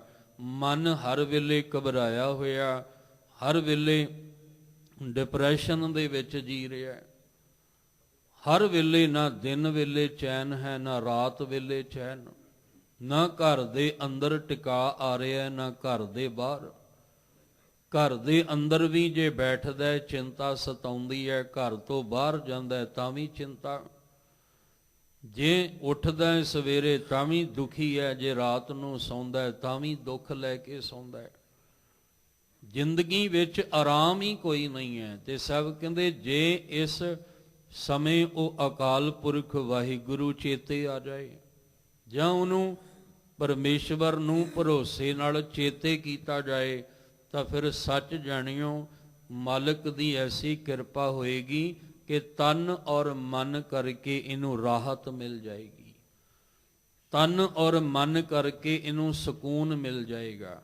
ਜਿਹੜਾ 4 ਕੁੰਟ ਵਿੱਚ ਤਨ ਕਰਕੇ ਭੱਜਿਆ ਫਿਰਦਾ ਸੀ ਉਹਨੂੰ ਵੀ ਬੈਸਣ ਮਿਲ ਜਾਏਗਾ, ਆਰਾਮ। ਤੇ ਮਨ ਜਿਹੜਾ ਚਿੰਤਾ ਦੇ ਵਿੱਚ ਸੀ, ਹਰ ਵੇਲੇ ਫਿਕਰ ਲੱਗਾ ਰਹਿਣਾ, ਹਰ ਵੇਲੇ ਚਿੰਤਾ ਅੰਦਰੋਂ ਸਤਾਉਂਦੀ ਸੀ, ਉਹਦੇ ਵਿੱਚ ਵੀ ਇਹਨੂੰ ਠੰਡਕ ਮਿਲੇਗੀ। ਸ਼ੀਤਲ ਦਾ ਅਰਥ ਹੁੰਦਾ ਠੰਡਕ ਮਿਲਣੀ, ਭਾਵ ਰਾਹਤ ਮਿਲਣੀ, ਆਰਾਮ ਮਿਲਣਾ, ਸਕੂਨ ਮਿਲਣਾ। ਗੁਰੂ ਸਾਹਿਬ ਮਹਾਰਾਜ ਨੇ ਕਿਹਾ ਵੀ ਜਿਹੜਾ ਤੈਨੂੰ ਉਪਦੇਸ਼ ਦਿੱਤਾ ਹੈ ਨਾ, ਵੀ ਉਹਨੂੰ ਚੇਤੇ ਕਰ, ਤੂੰ ਉਹਨੂੰ ਯਾਦ ਨਹੀਂ ਕਰਦਾ। ਜਿਹਨੇ ਤੈਨੂੰ ਪੈਦਾ ਕੀਤਾ ਹੈ, ਜਿਹਨੇ ਤੈਨੂੰ ਜੀਵਨ ਦਿੱਤਾ ਹੈ, ਜਿਹੜਾ ਤੈਨੂੰ ਪਾਲ ਰਿਹਾ ਹੈ, ਤੂੰ ਉਹਨੂੰ ਚੇਤੇ ਨਹੀਂ ਕਰਦਾ। ਜੇ ਤੂੰ ਉਹਨੂੰ ਭਾਵਨਾ ਨਾਲ ਚੇਤੇ ਕਰੇ, ਉਹ ਕੋਈ ਨਾ ਕੋਈ ਵਿਧ ਜ਼ਰੂਰ ਬਣਾਉਂਦਾ ਹੈ, ਕੋਈ ਨਾ ਕੋਈ ਰਾਹ ਜ਼ਰੂਰ ਬਣਾਉਂਦਾ ਹੈ। ਉਹ ਐਸੀ ਵਿਧ ਬਣਾਉਂਦਾ ਹੈ, ਐਸਾ ਰਾਹ ਬਣਾਉਂਦਾ ਹੈ ਕਿ ਤੈਨੂੰ ਮਨ ਕਰਕੇ ਠੰਡਕ ਮਿਲ ਜਾਂਦੀ, ਭਾਵ ਸਕੂਨ ਮਿਲਦਾ ਹੈ, ਰਾਹਤ ਮਿਲਦੀ ਹੈ। ਕਈਆਂ ਦੇ ਜੀਵਨ ਦੇ ਵਿੱਚ ਕੁਝ ਕਾਰਜ ਐਸੇ ਹੁੰਦੇ ਨੇ ਕਿ ਉਸ ਤੋਂ ਪਹਿਲਾਂ ਉਹਨਾਂ ਨੂੰ ਚਿੰਤਾ ਹੀ ਲੱਗੀ ਰਹਿੰਦੀ ਹੈ ਵੀ ਕਿਵੇਂ ਹੋਏਗਾ, ਕਿੱਦਾਂ ਹੋਏਗਾ, ਇਹ ਕਿਵੇਂ ਹੋਏਗਾ, ਪਰ ਫਿਕਰ ਲੱਗਾ ਰਹਿੰਦਾ ਹੈ। ਅਕਾਲ ਪੁਰਖ ਵਾਹਿਗੁਰੂ ਜੀ ਅੱਗੇ ਅਰਦਾਸ ਕਰਦੇ ਆ, ਪਰ ਜਦੋਂ ਕਾਰਜ ਨਿਬੜ ਜਾਂਦਾ ਹੈ ਤੇ ਫਿਰ ਉਹੀ ਕਹਿੰਦੇ ਨੇ, ਕਹਿੰਦੇ ਸਾਨੂੰ ਤੇ ਪਤਾ ਹੀ ਨਹੀਂ ਲੱਗਾ ਇਹ ਕਾਰਜ ਹੋ ਕਿਵੇਂ ਗਿਆ। ਕਾਰਜ ਤੋਂ ਪਹਿਲਾਂ ਜਿਹੜੀ ਚਿੰਤਾ ਸਤਾ ਰਹੀ ਸੀ, ਕਿਵੇਂ ਹੋਏਗਾ, ਕਿਵੇਂ ਹੋਏਗਾ, ਕਿਵੇਂ ਹੋਏਗਾ, ਜਦੋਂ ਕਾਰਜ ਨਿਬੜ ਗਿਆ ਉਦੋਂ ਉਹੀ ਲੋਕ ਕਹਿ ਰਹੇ ਹੁੰਦੇ ਆ ਵੀ ਸਾਨੂੰ ਤੇ ਪਤਾ ਹੀ ਕੋਈ ਨਹੀਂ ਲੱਗਾ, ਕਾਰਜ ਕਿਵੇਂ ਹੋ ਗਿਆ, ਕਿਵੇਂ ਮਾਲਕ ਨੇ ਕਾਰਜ ਕਰਵਾ ਦਿੱਤਾ, ਸਾਨੂੰ ਤੇ ਆਪ ਸਮਝ ਨਹੀਂ ਆ ਰਹੀ। ਇਹਦਾ ਮਤਲਬ ਚੇਤੇ ਕੀਤਾ ਸੀ ਨਾ ਉਹਨੂੰ, ਤੇ ਜਦੋਂ ਉਹਨੂੰ ਚੇਤੇ ਕੀਤਾ ਸੀ ਫਿਰ ਉਹ ਤੁਹਾਡੇ ਸਾਡੇ ਕਾਰਜ ਵਿੱਚ ਸਹਾਈ ਹੋਇਆ। ਉਹਨੇ ਫਿਰ ਵਿਧ ਬਣਾਈ, ਕੋਈ ਐਸਾ ਰਾਹ ਬਣਾਇਆ ਕਿ ਕਾਰਜ ਰਾਸ ਹੋ ਗਿਆ। ਪਰ ਗੱਲ ਤੇ ਇਹ ਵੀ ਚੇਤੇ ਕਰਨਾ ਪੈਣਾ ਹੈ, ਚੇਤੇ ਐਵੇਂ ਉੱਪਰੋਂ ਨਹੀਂ, ਚਿੱਤ ਵਿੱਚੋਂ ਚੇਤੇ ਕਰਨਾ ਪੈਣਾ ਹੈ। ਇੱਕ ਮਨ ਇੱਕ ਚਿੱਤ ਹੋ ਕੇ ਉਹਨੂੰ ਚੇਤੇ ਕਰਨਾ ਪੈਣਾ ਹੈ। ਉਹ ਕਿਵੇਂ ਹੋਏਗਾ? ਉਹ ਸਤਿਗੁਰੂ ਦੇ ਰਾਹੀਂ। ਇਹ ਸ਼ਬਦ ਕਿਹਦੇ ਰਾਹੀਂ ਸਮਝ ਰਹੇ ਹਾਂ ਆਪਾਂ? ਸਤਿਗੁਰੂ ਰਾਹੀਂ ਸਮਝ ਰਹੇ ਹਾਂ। ਗੁਰੂ ਪਾਤਸ਼ਾਹ ਜੀ ਕਹਿੰਦੇ ਸਤਿਗੁਰ ਮੇਰਾ ਵੱਡ ਸਮਰੱਥਾ, ਜੀ ਸੰਭਾਲ। ਜਦੋਂ ਮੈਂ ਆਪਣੇ ਅੰਦਰ ਜਿੰਦ ਕਰਕੇ ਉਹਦੇ ਨਾਮ ਦੀ ਸੰਭਾਲ ਕਰਦਾ ਹਾਂ ਤਾਂ ਮੇਰੇ ਜੀਵਨ ਦੇ ਅੰਦਰੋਂ, ਜਦੋਂ ਮੈਂ ਸਤਿਗੁਰੂ ਜਿਹੜਾ ਵੱਡ ਸਮਰੱਥਾ ਹੈ, ਜਦੋਂ ਉਹਦੇ ਰਾਹੀਂ ਮੈਂ ਨਾਮ ਦੀ ਸੰਭਾਲ ਕਰਦਾ ਤਾਂ ਮੇਰੇ ਵਿੱਚੋਂ ਦੀ ਚਿੰਤਾ ਨਿਕਲ ਜਾਂਦੀ ਹੈ। ਉਹਦੇ ਨਾਲ ਨਾਲ ਹਉਮੈ ਦੀ ਪੀੜਾ ਵੀ ਖਤਮ ਹੋ ਜਾਂਦੀ ਹੈ। ਹੰਕਾਰ ਦੀ ਜਿਹੜੀ ਅੰਦਰ ਪੀੜਾ ਸੀ ਉਹ ਵੀ ਖਤਮ ਹੋ ਗਈ, ਚਿੰਤਾ ਵੀ ਖਤਮ ਹੋ ਗਈ। ਜੇ ਚਿੰਤਾ ਦੇ ਪਰਥਾਏ ਅਸੀਂ ਬਚਨ ਪੜ੍ਹੀਏ ਤੇ ਮਹਾਰਾਜ ਕਹਿੰਦੇ ਆ, ਗੁਰੂ ਅੰਗਦ ਦੇ ਪਾਤਸ਼ਾਹ ਕਹਿੰਦੇ ਨਾਨਕ ਚਿੰਤਾ ਮਤ ਕਰੋ, ਚਿੰਤਾ ਤਿਸ ਹੀ ਹੈ। ਗੁਰੂ ਅੰਗਦ ਦੇ ਮਹਾਰਾਜ ਜੀ ਪਾਵਨ ਸ਼ਲੋਕ ਵਿੱਚ ਕਹਿੰਦੇ ਤੂੰ ਚਿੰਤਾ ਨਾ ਕਰ, ਬਸ ਤੂੰ ਉਹਨੂੰ ਚੇਤੇ ਕਰ। ਤੇਰੀ ਚਿੰਤਾ ਉਦੋਂ ਵੱਧਦੀ ਹੈ ਜਦੋਂ ਤੂੰ ਉਹਨੂੰ ਚੇਤੇ ਨਹੀਂ ਕਰਦਾ। ਜਦੋਂ ਤੂੰ ਉਹਨੂੰ ਚੇਤੇ ਕਰੇਗਾ, ਉਹਨੂੰ ਯਾਦ ਕਰੇਗਾ, ਉਹਨੂੰ ਚੇਤੇ ਰੱਖੇਗਾ ਤੇ ਫਿਰ ਸਭ ਕਹਿੰਦੇ ਸੱਚ ਜਾਣੀ, ਫਿਰ ਤੈਨੂੰ ਚਿੰਤਾ ਦੀ ਲੋੜ ਨਹੀਂ, ਫਿਕਰ ਦੀ ਲੋੜ ਨਹੀਂ, ਕਿਉਂਕਿ ਜਿਹਨੇ ਜੀਵ ਪੈਦਾ ਕੀਤਾ ਉਹਨੂੰ ਫਿਕਰ ਹੈ ਇਹਨੂੰ ਕਿਵੇਂ ਪਾਲਣਾ ਹੈ, ਮੈਂ ਇਹਨੂੰ ਕਿਵੇਂ ਰੱਖਣਾ ਹੈ। ਸਭ ਤੋਂ ਵੱਡੀ ਚਿੰਤਾ ਸਾਨੂੰ ਇਹੀ ਹੁੰਦੀ ਹੈ ਕਿ ਰਿਜ਼ਕ ਦੀ। ਤੇ ਮਹਾਰਾਜ ਕਹਿੰਦੇ ਤੂੰ ਇਹਦੀ ਚਿੰਤਾ ਹੀ ਕਿਉਂ ਕਰਦਾ ਹੈ? ਤੈਨੂੰ ਤੇ ਪਹਿਲਾ ਪੜਾਈ ਆਪਣਾ ਚੇਤੇ ਰੱਖਣਾ ਚਾਹੀਦਾ ਜ਼ਿੰਦਗੀ ਦਾ। ਜਦੋਂ ਮਾਤਾ ਦੇ ਪੇਟ ਵਿੱਚ ਸੀ ਉਦੋਂ ਕੌਣ ਤੈਨੂੰ ਪਾਲਦਾ ਸੀ? ਉਦੋਂ ਖੁਰਾਕ ਜਿਹੜੀ ਜਾ ਰਹੀ ਸੀ ਤੇਰੇ ਤੱਕ ਉਹ ਕੌਣ ਪਹੁੰਚਾਉਣ ਵਾਲਾ ਸੀ? ਫਿਰ ਜਿਸ ਦਿਨ ਤੂੰ ਜਨਮ ਲਿਆ ਤੇਰੇ ਤਾਂ ਮੁੱਖ ਵਿੱਚ ਦੰਦ ਵੀ ਕੋਈ ਨਹੀਂ ਸੀ, ਤੈਨੂੰ ਤੇ ਆਪਣਾ ਵੀ ਨਹੀਂ ਸੀ ਪਤਾ ਮੈਂ ਕਿਵੇਂ ਆਪਣਾ ਆਪਾ ਸੰਭਾਲਣਾ ਹੈ। ਉਦੋਂ ਵੀ ਪਰਮੇਸ਼ਵਰ ਨੇ ਤੈਨੂੰ ਮੁੱਖ ਵਿੱਚ ਮਾਂ ਦੇ ਰਾਹੀਂ ਖੁਰਾਕ ਦਿੱਤੀ ਹੈ। ਤੇ ਜੇ ਉਹਨੂੰ ਚਿੰਤਾ ਸੀ ਤਾਂ ਹੀ ਉਹਨੇ ਪ੍ਰਬੰਧ ਕੀਤਾ ਹੈ। ਤੇ ਜੇ ਉਹਨੂੰ ਚਿੰਤਾ ਨਾ ਹੁੰਦੀ ਵੀ ਠੀਕ ਹੈ ਇਹਦੀ ਬਣਤਰ ਬਣਾਤੀ ਹੈ, ਤੁਰਿਆ ਫਿਰ ਸਾਡੀ ਪਾਲਣਾ ਕਿਵੇਂ ਹੋਣੀ ਸੀ? ਫਿਰ ਸਾਨੂੰ ਚਿੰਤਾ ਦੀ ਲੋੜ ਹੈ ਇੱਥੋਂ ਤੱਕ ਜਨਮ ਤੋਂ ਲੈ ਕੇ ਮੌਤ ਤੱਕ ਮਹਾਰਾਜ ਕਹਿੰਦੇ ਤੂੰ ਚਿੰਤਾ ਨਾ ਕਰ। ਸਭ ਕਹਿੰਦੇ ਬਸ ਭਰੋਸਾ ਰੱਖ, ਜਿੱਦਣ ਮੌਤ ਵੀ ਆਉਣੀ ਹੈ ਉਹਦੇ ਹੁਕਮ ਵਿੱਚ ਹੀ ਆਉਣੀ ਹੈ। ਇੱਕ ਪਾਸੇ ਅਸੀਂ ਪੜ੍ਹਦੇ ਹਾਂ, ਨੱਕ ਨੱਥ ਖਸਮ ਹੱਥ ਕਿਰਤ ਧਕੇ ਦੇ ਜਹਾਂ ਦਾਣੇ ਤਹਾਂ ਖਾਣੇ ਨਾਨਕਾ ਸੱਚ, ਇਹ ਤੇ ਫਿਰ ਚਿੰਤਾ ਕਾਹਦੀ ਹੈ। ਦੂਜੇ ਪਾਸੇ ਮਹਾਰਾਜ ਕਹਿੰਦੇ ਉਹਦਾ ਭਾਣਾ ਜਿਹੜਾ ਹੈ ਉਹ ਮਨ ਤੂੰ ਚਿੰਤਾ ਨਾ ਕਰ ਵੀ ਇਹਦਾ ਜਨਮ ਹੋਇਆ ਸੀ, ਇਹਦੀ ਮੌਤ ਕਿਉਂ ਨਹੀਂ। ਸਭ ਕਹਿੰਦੇ ਚਿੰਤਾ ਤਾਂ ਕੀ ਕੀਜੀਐ ਜੋ ਅਨਹੋਣੀ ਹੋਏ। ਅਨਹੋਣਾ ਕੁਛ ਵੀ ਨਹੀਂ, ਜੋ ਹੋਣਾ ਉਸ ਮਾਲਕ ਦੇ ਹੁਕਮ ਵਿੱਚ ਹੋਣਾ। ਕਿਉਂਕਿ ਇੱਥੇ ਥਿਰ ਰਹਿਣ ਵਾਲਾ ਸਦਾ ਲਈ ਕੋਈ, ਜੇ ਮਹਾਰਾਜ ਨੇ ਜਨਮ ਵੇਲੇ ਆਖਿਆ ਚਿੰਤਾ ਨਾ ਕਰ, ਜੇ ਜ਼ਿੰਦਗੀ ਦੇ ਸਫ਼ਰ ਵਿੱਚ ਆਖਿਆ ਚਿੰਤਾ ਨਾ ਕਰ, ਤੇ ਜਿੱਦਣ ਉਹਦਾ ਸੱਦਾ ਆਇਆ ਮਹਾਰਾਜ ਕਹਿੰਦੇ ਉਦਣ ਵੀ ਚਿੰਤਾ ਨਾ ਕਰ। ਤੂੰ ਚਿੰਤਾ ਨਾ ਕਰ, ਉਹਨੂੰ ਚਿੰਤਾ, ਉਹਨੂੰ ਫਿਕਰ ਹੈ ਜਿਹਨੇ ਜੀਵਨ ਦਿੱਤਾ ਹੈ, ਉਹਨੇ ਕਿਵੇਂ ਤੈਨੂੰ ਪਾਲਣਾ, ਬਸ ਤੂੰ ਉਹਦਾ ਚਿੰਤਨ ਕਰ। ਅਸੀਂ ਚਿੰਤਾ ਵੱਧ ਕਰਦੇ ਹਾਂ, ਚਿੰਤਨ ਘੱਟ ਕਰਦੇ ਹਾਂ। ਚਿੰਤਾ ਛੱਡ ਕੇ ਅਸੀਂ ਉਹਦਾ ਚਿੰਤਨ ਕਰੀਏ, ਉਹਨੂੰ ਚੇਤੇ ਕਰੀਏ। ਜਿਵੇਂ ਗੁਰੂ ਮਹਾਰਾਜ ਨੇ ਆਖਿਆ ਕਿ ਉਹ ਚਾਰ ਗਾਉਣ ਕਰੇ ਚੌਕੁੰਟ ਕਾ, ਘੜੀ ਨਾ ਬੈਸਣ ਸੋਏ। ਤੇ ਜਿੱਦਣ ਅਰਦਾਸ ਕੀਤੀ ਸੀ ਮਹਾਰਾਜ ਅਸੀਂ ਕਬੂਲਿਆ, ਚਾਰ ਕੁੰਟ ਦਹਿ ਦਿਸ਼ ਭ੍ਰਮਿਓ ਥੱਕ ਆਇਓ ਪ੍ਰਭ ਕੀ ਸਾਮ। ਤੇ ਮਹਾਰਾਜ ਨੇ ਪਹਿਲਾ ਜਿਹੜਾ ਬਚਨ ਆਖਿਆ ਉਹ ਇਹੀ ਸੀ, ਚਿੰਤਨ ਵਾਲਾ, ਚੇਤੇ ਕਰਨ ਵਾਲਾ। ਮਹਾਰਾਜ ਕਹਿੰਦੇ ਚੇਤ ਗੋਬਿੰਦ ਆਰਾਧੀਐ ਹੋਵੇ ਆਨੰਦ ਘਣਾ।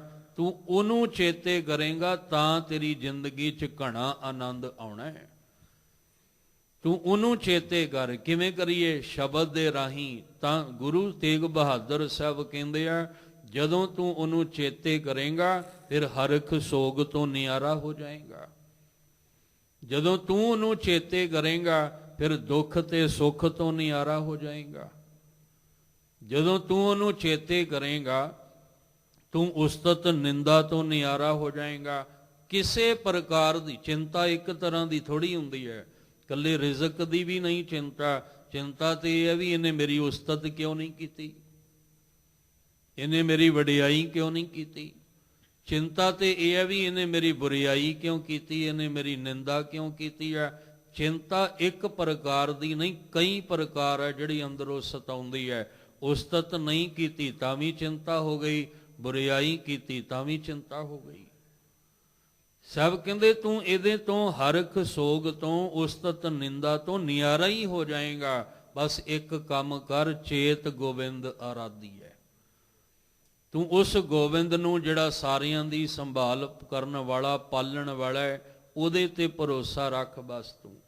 ਇਸ ਲਈ ਗੁਰੂ ਮਹਾਰਾਜ ਨੇ ਆਖਿਆ, ਸਭ ਜੀ ਕਹਿੰਦੇ ਜੇ ਹੁਣ ਚਿੰਤਾ ਕੀ ਹੈ, ਮਹਾਰਾਜ ਕਹਿੰਦੇ ਵੱਡੇ ਵੱਡੇ ਜੋ ਦੀਸੈ ਲੋਗ ਤਿਨ ਕੋ ਵਿਆਪੈ ਚਿੰਤਾ ਰੋ। ਇਹ ਚਿੰਤਾ ਇੱਕ ਰੋਗ ਹੈ, ਚਿੰਤਾ ਇੱਕ ਬਿਮਾਰੀ ਹੈ।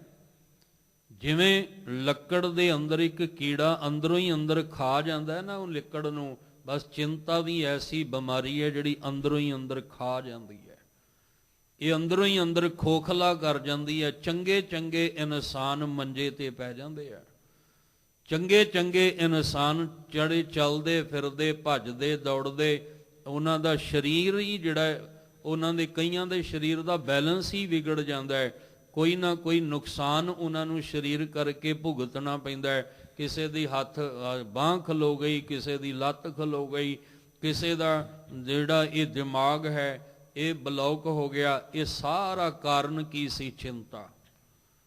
ਸਭ ਕਹਿੰਦੇ ਤੂੰ ਚਿੰਤਾ ਨਾ ਕਰ, ਬਸ ਭਰੋਸਾ ਰੱਖ ਕੇ ਉਹਨੂੰ ਚੇਤੇ ਕਰ।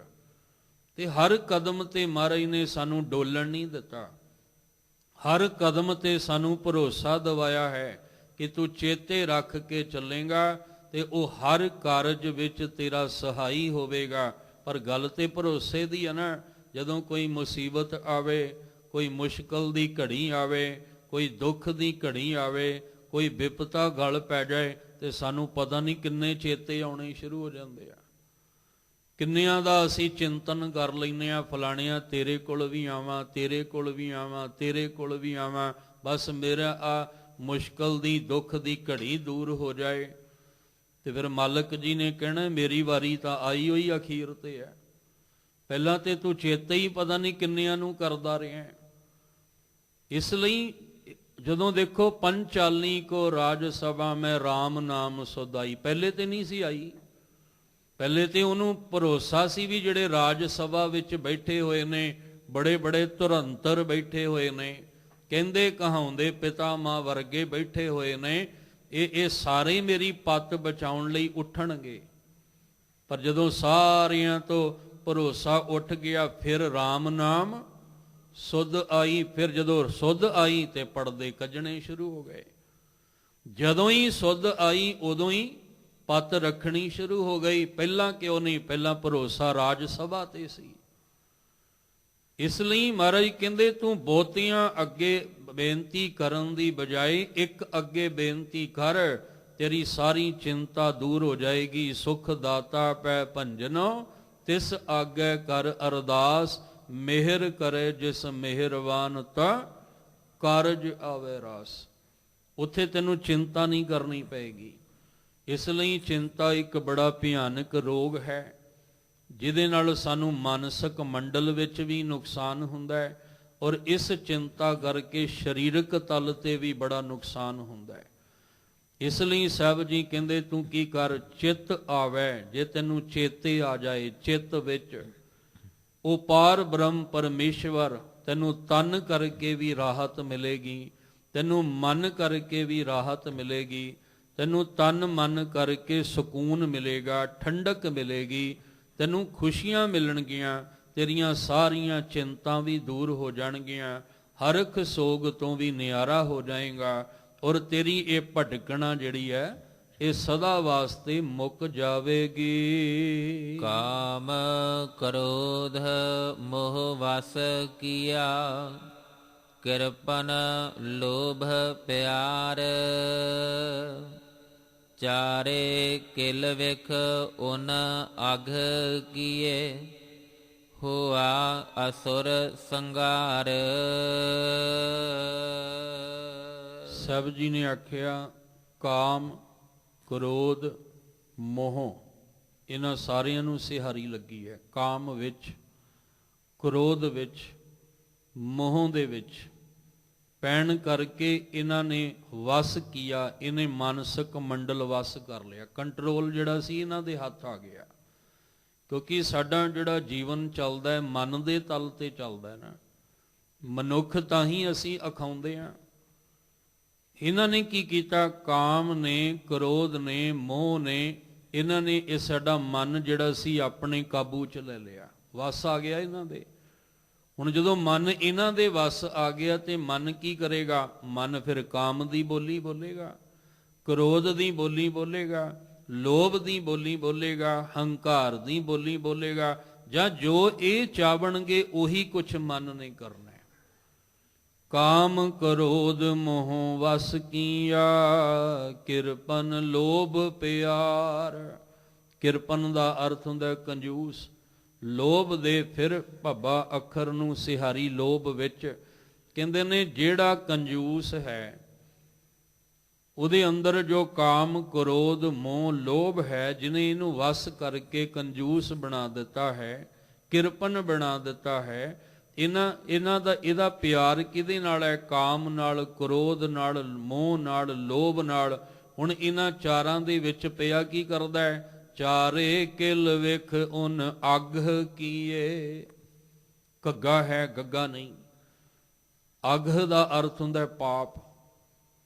ਕਹਿੰਦੇ ਇਹਨਾਂ ਚਾਰਾਂ ਦੇ ਵਿੱਚ ਰਲ ਕੇ ਇਸ ਮਨ ਨੇ ਪਾਪ ਜਿਹੜਾ ਸੀ ਉਹ ਕਮਾਇਆ ਹੈ, ਤੇ ਮਨ ਜਿਹੜਾ ਸੀ ਕਾਮ ਵਿੱਚ, ਕ੍ਰੋਧ ਵਿੱਚ, ਮੋਹ ਵਿੱਚ, ਲੋਭ ਵਿੱਚ, ਇਹਨਾਂ ਨਾਲ ਪਿਆਰ ਪਾ ਕੇ ਕੀ ਹੋ ਗਿਆ? ਕਹਿੰਦੇ ਨੇ ਸ਼ੈਤਾਨ ਬਣ ਗਿਆ।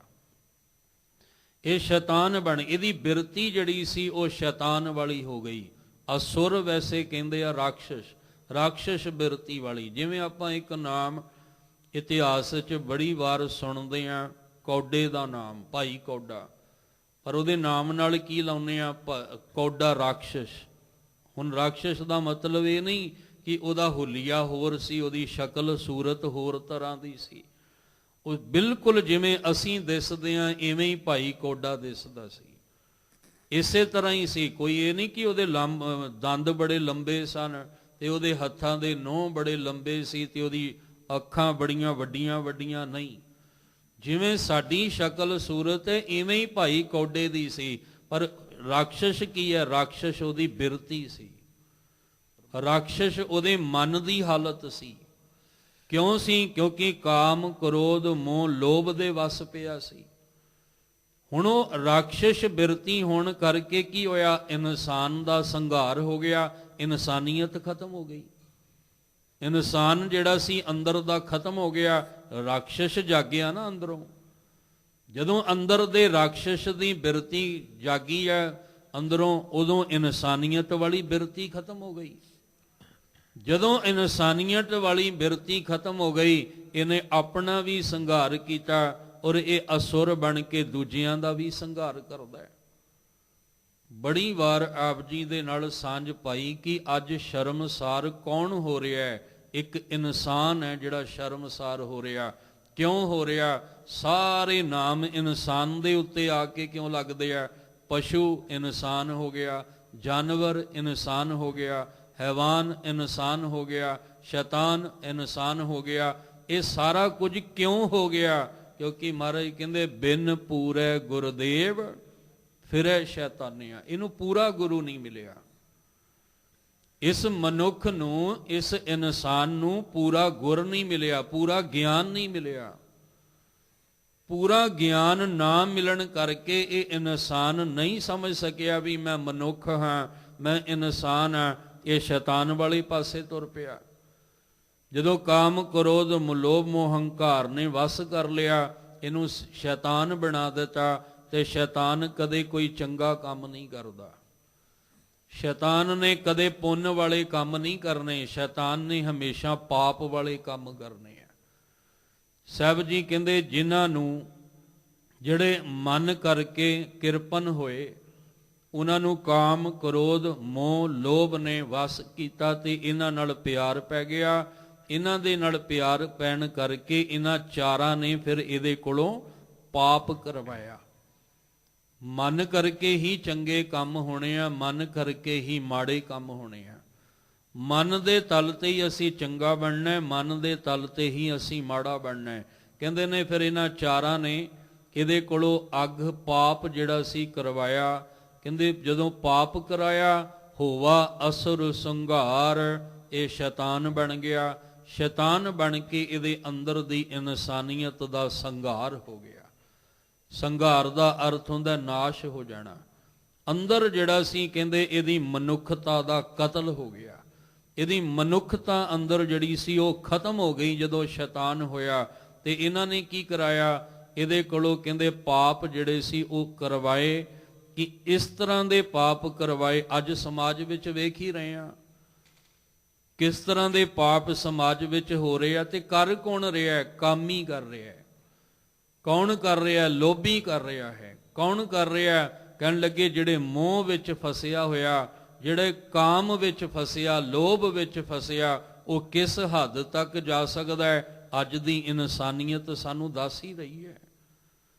ਅੱਜ ਸਾਨੂੰ ਸਾਰੇ ਦ੍ਰਿਸ਼ ਵੇਖਣ ਨੂੰ ਮਿਲਦੇ ਹੀ ਹੈ ਕਿ ਕਿਸ ਹੱਦ ਤੱਕ ਇਹ ਇਨਸਾਨ ਪਾਪ ਕਰਨ ਤੇ ਚਲਾ ਜਾਂਦਾ ਹੈ।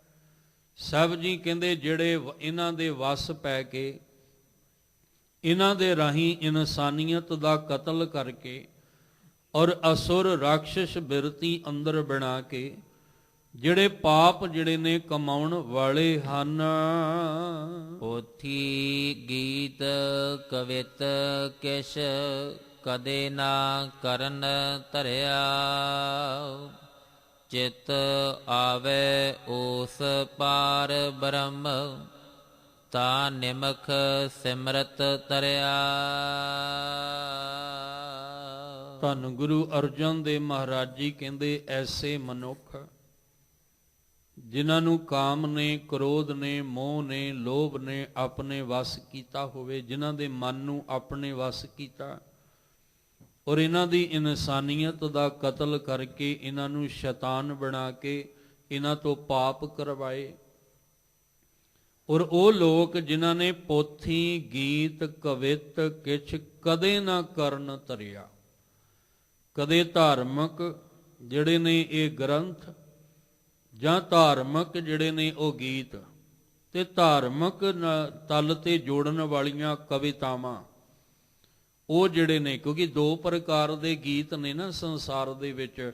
ਇੱਕ ਉਹ ਨੇ ਜਿਹੜੇ ਧਾਰਮਿਕ ਗੀਤ ਜਿਹਨੂੰ ਇਹਨਾਂ ਨੂੰ ਕਹਿੰਦੇ ਆਪਾਂ, ਇੱਕ ਉਹ ਗੀਤ ਨੇ ਜਿਨ੍ਹਾਂ ਨੂੰ ਆਪਾਂ ਕਹਿੰਦੇ ਆ ਕਿ ਜਿਹਨੂੰ ਸੁਣ ਕੇ ਮਨ ਸ਼ਰਾਰਤ ਵਿੱਚ ਆਉਂਦਾ ਹੈ, ਜਿਹੜੇ ਲੱਚਰਤਾ ਪੈਦਾ ਕਰਦੇ ਆ, ਜਿਹੜੇ ਮਨ ਨੂੰ ਹੋਰ ਹੈਵਾਨੀਅਤ ਤੇ ਸ਼ੈਤਾਨੀਅਤ ਵੱਲ ਲੈ ਆਉਂਦੇ ਆ। ਉਹ ਗੀਤ ਨਹੀਂ ਕਹਿੰਦੇ ਜਿਹੜੇ ਧਰਮ ਦੇ ਖਿਆਲ ਅੰਦਰ ਪੈਦਾ ਕਰਨ।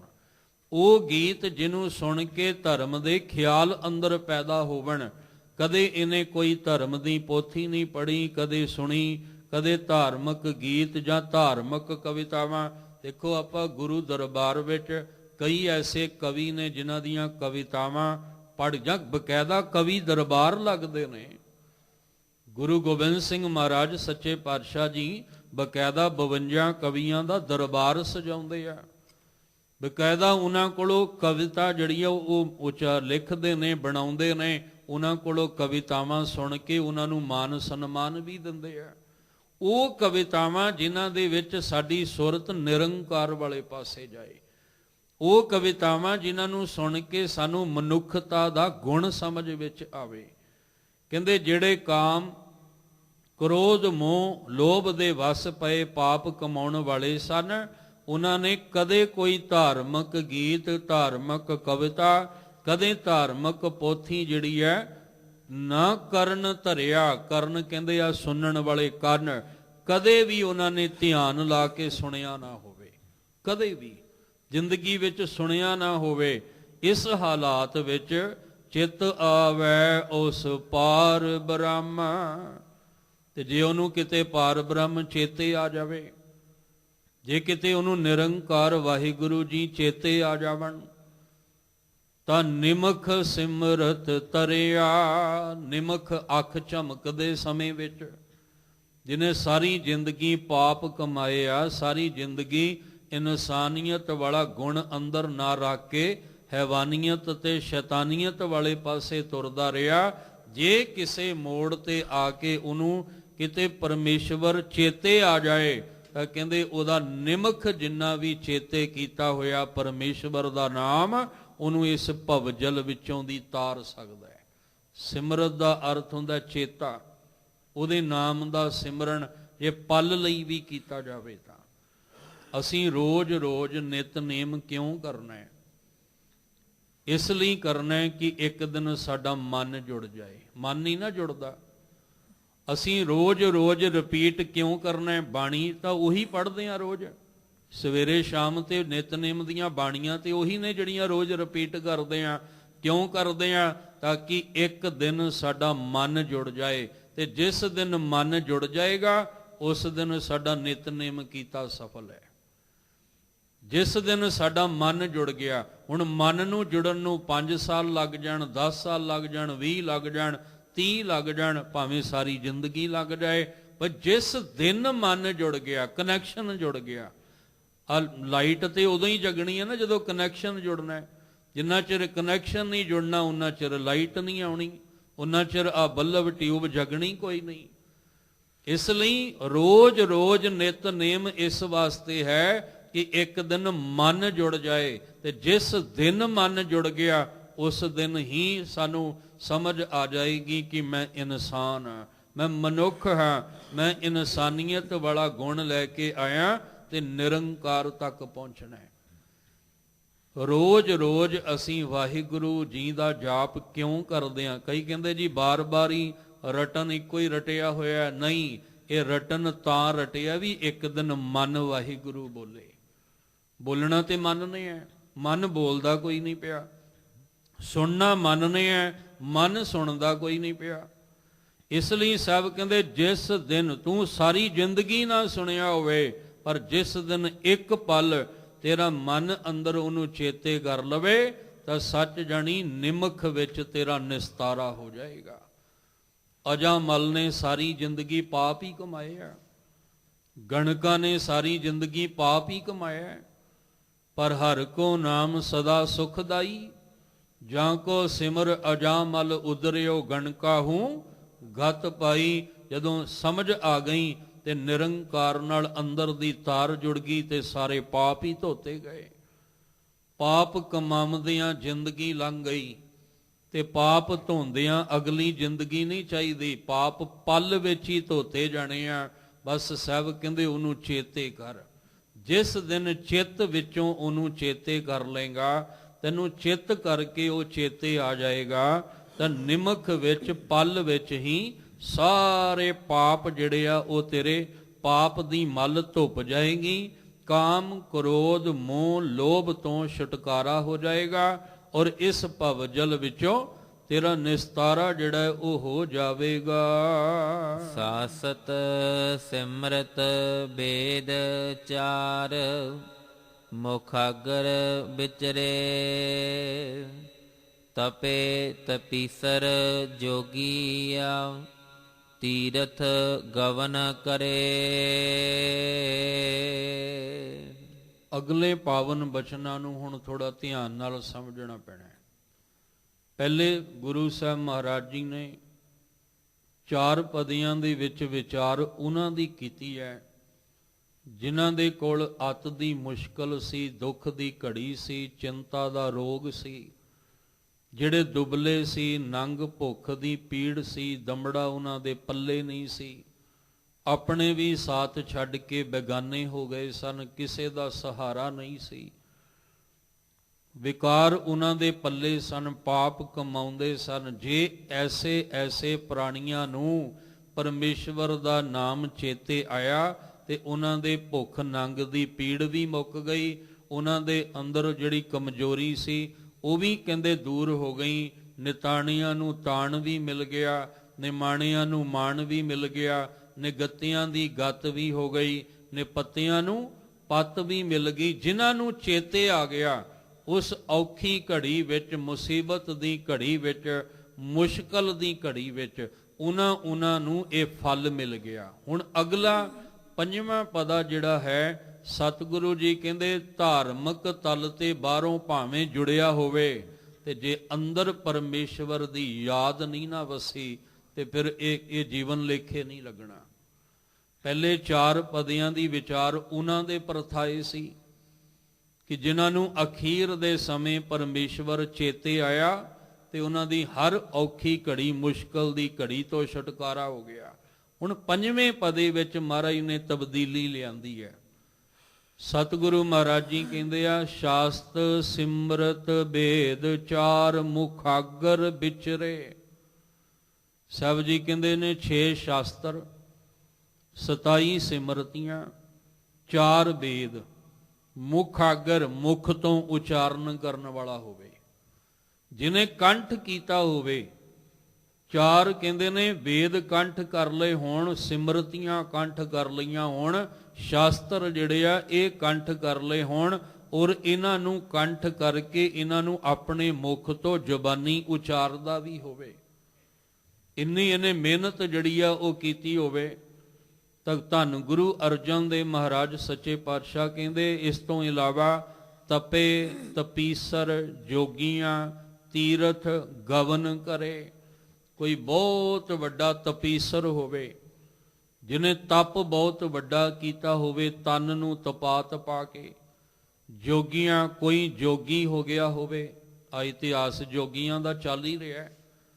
ਵੱਖ-ਵੱਖ ਜੋਗੀ ਆ ਰਹੇ ਨੇ ਗੁਰੂ ਨਾਨਕ ਸਾਹਿਬ ਜੀ ਕੋਲ ਔਰ ਵੱਖ-ਵੱਖ ਸਵਾਲ ਕਰ ਰਹੇ ਆ।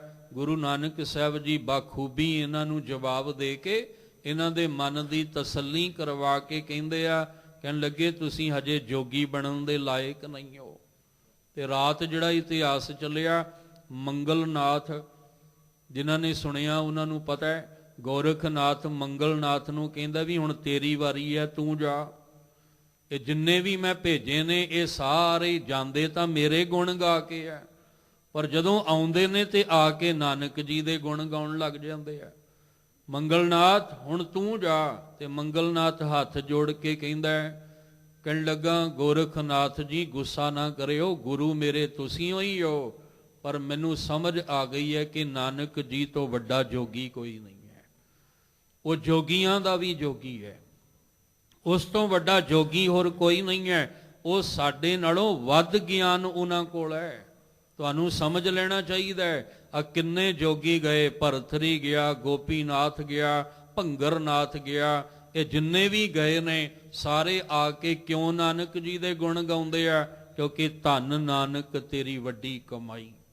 ਉਹਨਾਂ ਦੀ ਕਮਾਈ ਵੱਡੀ ਹੈ। ਅਸੀਂ ਤੇ ਐਵੇਂ ਕੰਨਾਂ 'ਚ ਮੁੰਦਰਾਂ ਪਾਈ ਬੈਠੇ ਆ। ਅਸੀਂ ਤੇ ਐਵੇਂ ਤਨ ਤੇ ਭਭੂਤੀ ਮਲ ਕੇ ਖੁਸ਼ ਹੋਈ ਜਾਂਦੇ ਆ। ਅਸੀਂ ਆ ਕੇ ਪਰਬਤ ਤੇ ਬੈਠ ਕੇ ਤੇ ਖੁਸ਼ ਹੋਈ ਜਾਂਦੇ ਆ, ਪਰ ਅਸਲ ਕਮਾਈ ਨਾਨਕ ਜੀ ਦੀ ਹੈ। ਅਸੀਂ ਤਾਂ ਬਾਹਰ ਦੇ ਜੋਗੀ ਆ, ਉਹ ਅੰਦਰ ਦਾ ਜੋਗੀ ਹੈ।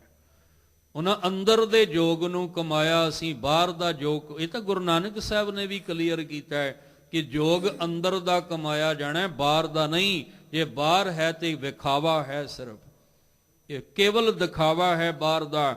ਜੋਗ ਤਾਂ ਹੁੰਦਾ ਮੁੰਦਾ ਸੰਤੋਖ, ਸ਼ਰਮ ਪਤ ਝੋਲੀ ਧਿਆਨ ਕੀ ਕਰੇ, ਭੂਤ ਖਿੰਥਾ ਕਾਲ ਕੁਵਾਰੀ ਕਾਇਆ ਜੁਗਤ ਡੰਡਾ ਪ੍ਰਤੀਤ। ਆਜ ਅੰਦਰ ਦਾ ਜੋਗ ਹੈ ਜਿਹੜਾ ਗੁਰੂ ਨਾਨਕ ਸਾਹਿਬ ਨੇ ਜਪਜੀ ਸਾਹਿਬ ਦੀ ਪਵਿੱਤਰ ਬਾਣੀ ਵਿੱਚ ਅੰਦਰੋਂ ਕਮਾਉਣ ਦਾ ਤਰੀਕਾ ਦੱਸਿਆ।